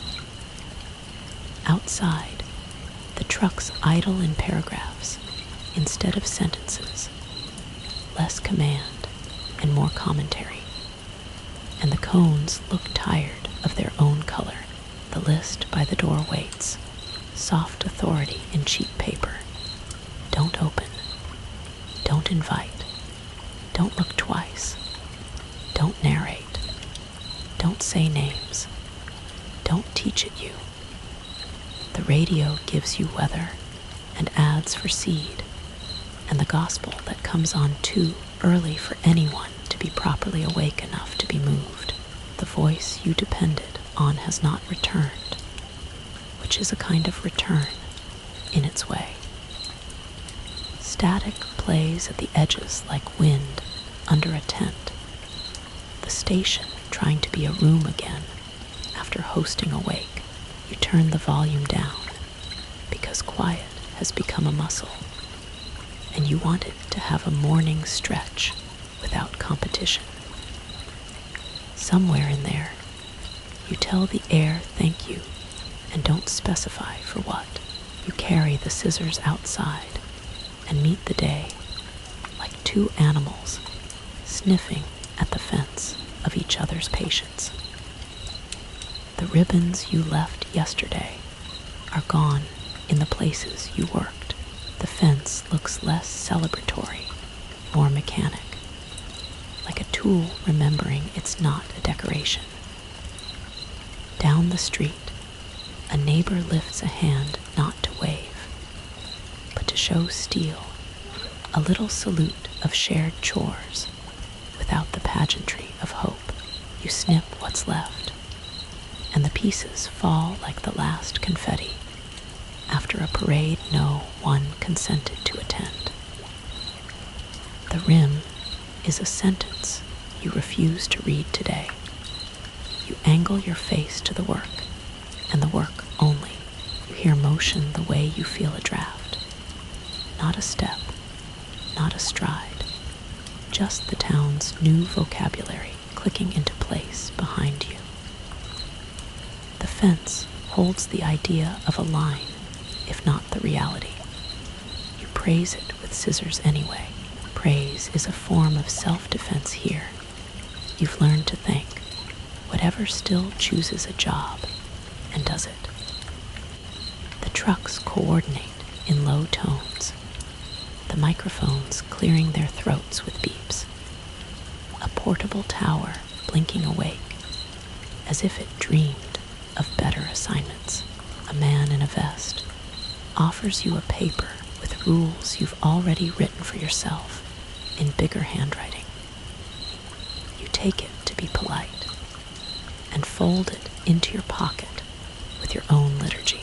He says, area remains contained, and the words sound like furniture arranged for guests who haven't RSVP'd. You nod, because nodding costs less than correction. You make the long route to the diner, as if distance were a seasoning that could make normal digestible again. The window has remembered discretion and catches the sun so hard it throws your reflection back at you instead of the field. You thank a pane of glass for its decision-making, which is a sentence you would have mocked 6 months ago. Coffee tastes like repair rather than miracle, which is all you ask now. Silverware resumes its hymn. And for 5 minutes, you are a person eating inside a room that is not a theater. A stranger at the counter says he drove 3 loops of the detour before realizing he wasn't supposed to arrive anywhere. And you feel immediate kinship. Loops are the town's new shape. He asks if the stories are true, and you say, the important ones, which is a gentleness you didn't know you had handy. He doesn't ask which are important, which is a respect you didn't know you'd be given. The TV tries to be brave and fails, and someone turns it off with a touch that feels like tucking in a child. Outside, the fence, bare now, looks thinner, honest. Without the ribbons, the wire stops flirting with the wind and returns to a vocation you can endorse, discouragement. A pair of crows hold court on a post, stern and bureaucratic, and you nearly laugh when one pecks at a knot, as if auditing it. Animals have resumed their advisory roles, and you vow to listen this time in daylight rather than apologizing to dogs in the dark. You walk home the long way because the long way is a kind of prayer. Grant me the patience of corners, the mercy of cul-de-sacs, the privacy of alleys that end in decisions. The porch accepts your steps, the door accepts your key, the house accepts you. You stick the government flyer on the fridge with a magnet shaped like a state fair pig, and put your list back where your eyes will stumble on it when your mouth is weak. The heavy drawer stays closed without conversation. At noon, a breeze arrives from the fields with the faintest metallic whisper, a letter addressed to occupant. You do not open it. You pour water for plants that have learned caution from your company and talk to them about the weather, because the weather still accepts small talk as currency. You count breaths and do not count hours, which feels like a brave economy.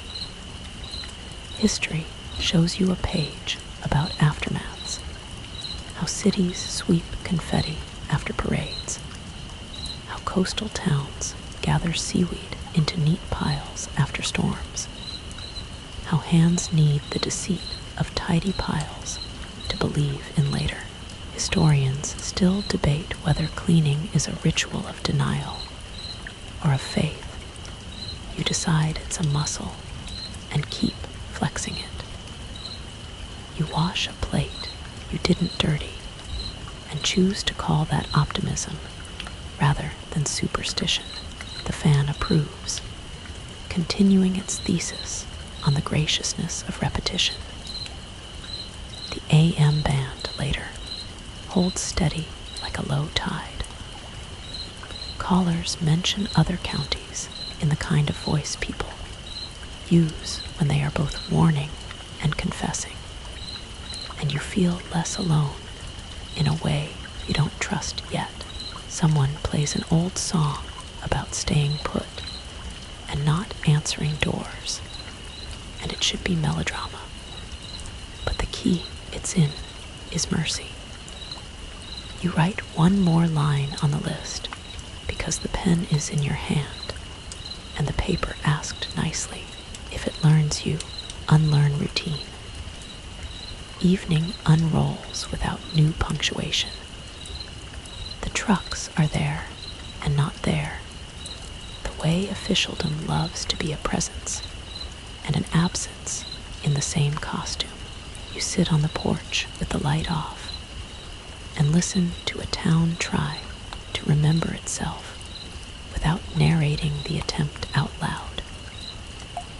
A neighbor across the street plays cards on their stoop with no one. The way you play patience with yourself when the deck is a history that won't reshuffle when the knock comes, because of course a day that almost forgets to be haunted remembers. It is less sure of its etiquette. The taps miss the old rhythm by a fraction, and your relief is also instruction. It still misremembers you. You don't go to the door because you don't teach it doors.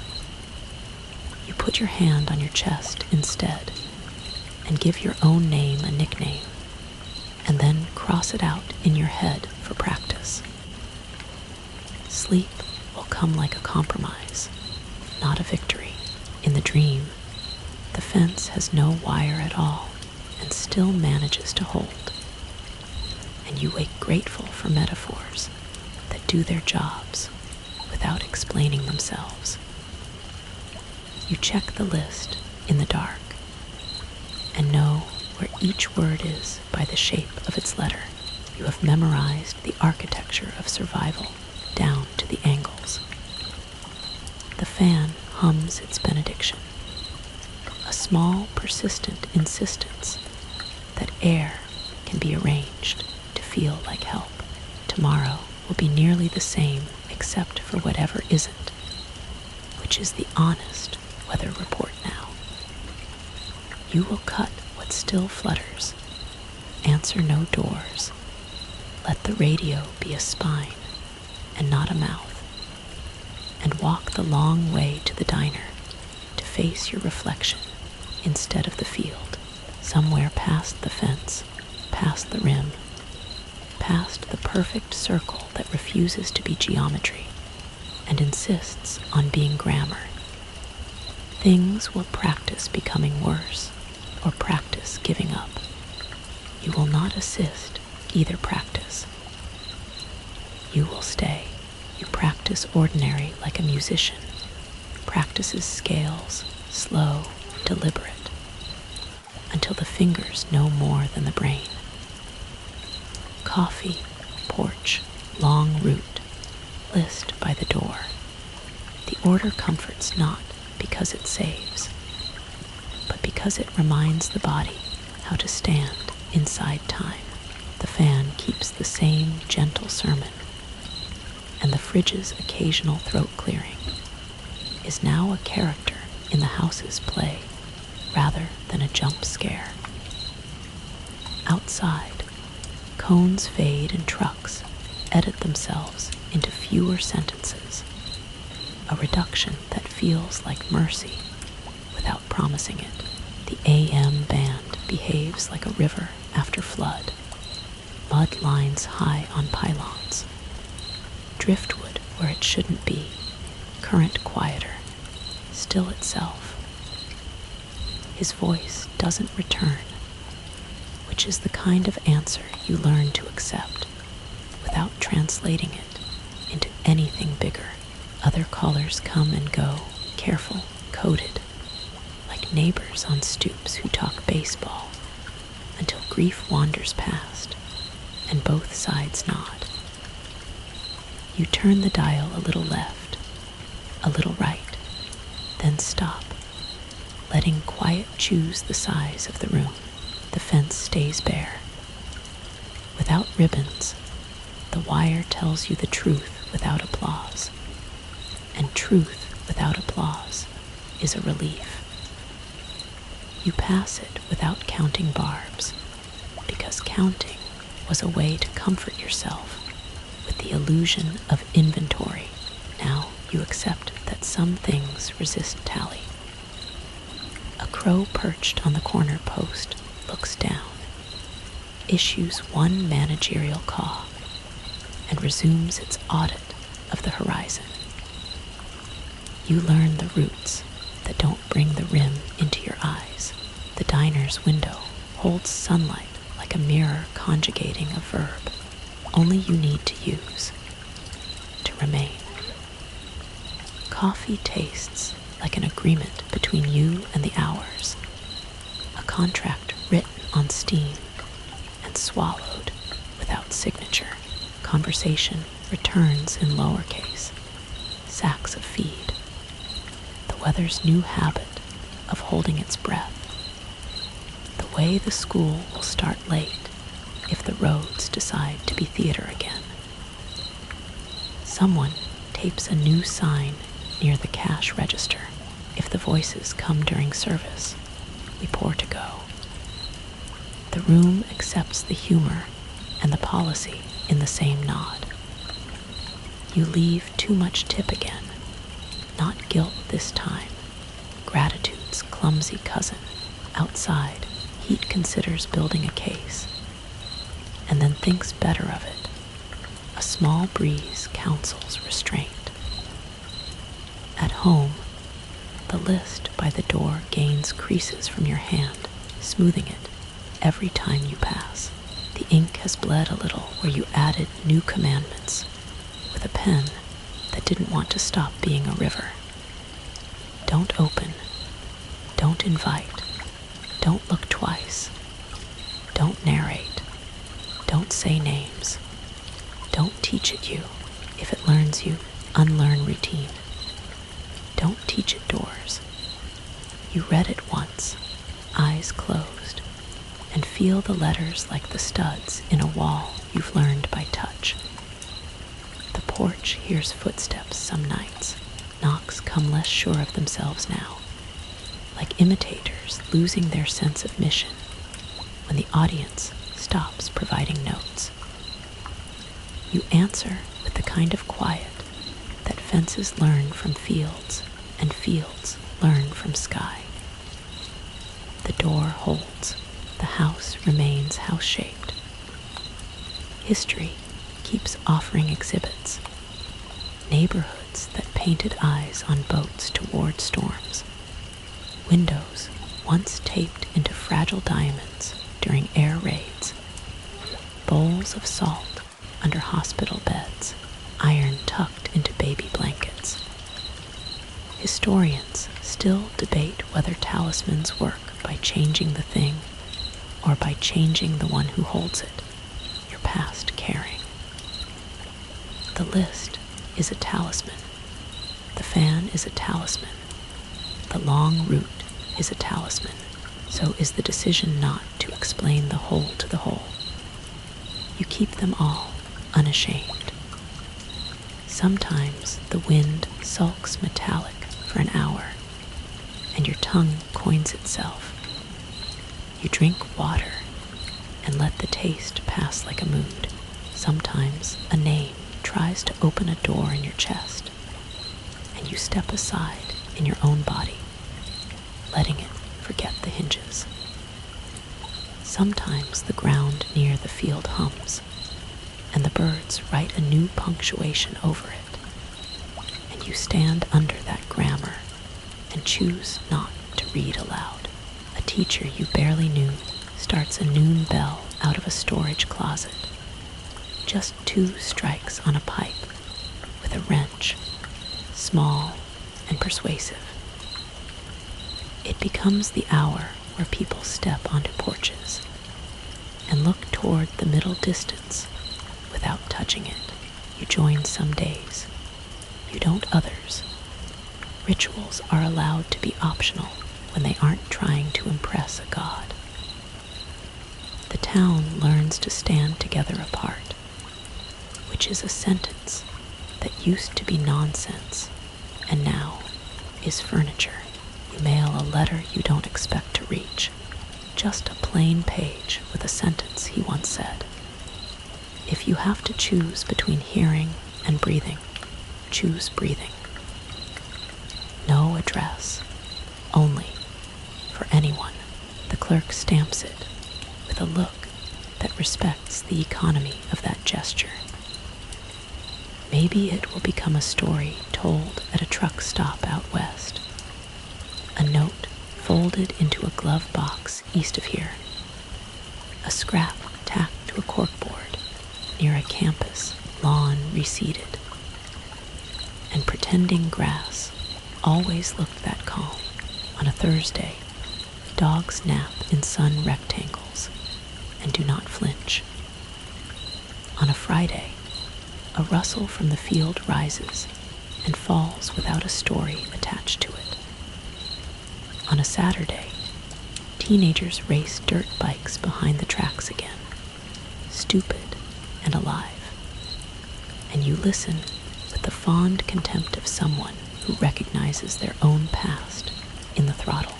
Normal returns not as a season, but as dandelions, stubborn, everywhere, golden, dismissed, medicinal. You stop keeping count of funerals and start remembering names without attaching them to shapes by the fence. When someone says Randall, you see a smudge of oil on a knuckle, a neck sunburn line past a t-shirt, a laugh that apologized for pleasure. You do not see the puppetries. When someone says Jameson, you see a beard and a half-tractor, and a yard that knew the word yard was a kindness. You let the returns become rumors again, which is where they belong. The whole does not leave. It does not demand either, which is, for now, the size of gift you accept. It remains a grammar lesson at the edge of town, a perfect dark circle teaching you not to finish certain sentences. You acknowledge it the way you acknowledge a highway far off noise in your bones, a map you don't take. And still, a small rule sits on your tongue like a seed you can't swallow or spit out. Stay, not as stagnation or surrender, but as instruction to keep the body where the breath is, to keep the breath where the room is, to keep the room where the lock is, to keep the lock where the list is, to keep the list where the hand can find it in the dark. Stay becomes a mantra that collects synonyms. Remain, hold, keep, wait, live. You do them all poorly and consistently, which turns out to be enough. At night, you leave the porch light off out of respect for windows of another era, and sit with the fan's tiny weather. The attic shadow maintains its union, even through overtime, and you nod because you, too, have learned to bargain with your shifts. The house settles with the pride of a structure that learned the difference between silence and stillness, and chose the one that doesn't invite. You sleep in a bed that has accepted its role as a stage for the least dramatic story you can manage. If there's an ending, it is only this: the town adjusts its posture. Blockades become detours, become memories, become warnings kids will half believe, and then fully when they're older. The fence stands without ribbons. The birds write their careful parentheses. The dogs keep their veto. The whole waits, round and rude, and Thin Creek learns a fluency in not answering it. You turn off the radio. You turn on the fan. You smooth the list and leave your palm on the paper long enough for your skin to make a small transfer of heat, as if to notarize the day. Then, softly and without audience, you do the bravest, smallest thing this story asks. You stay, without audience. You do the bravest, smallest thing this story asks. You stay.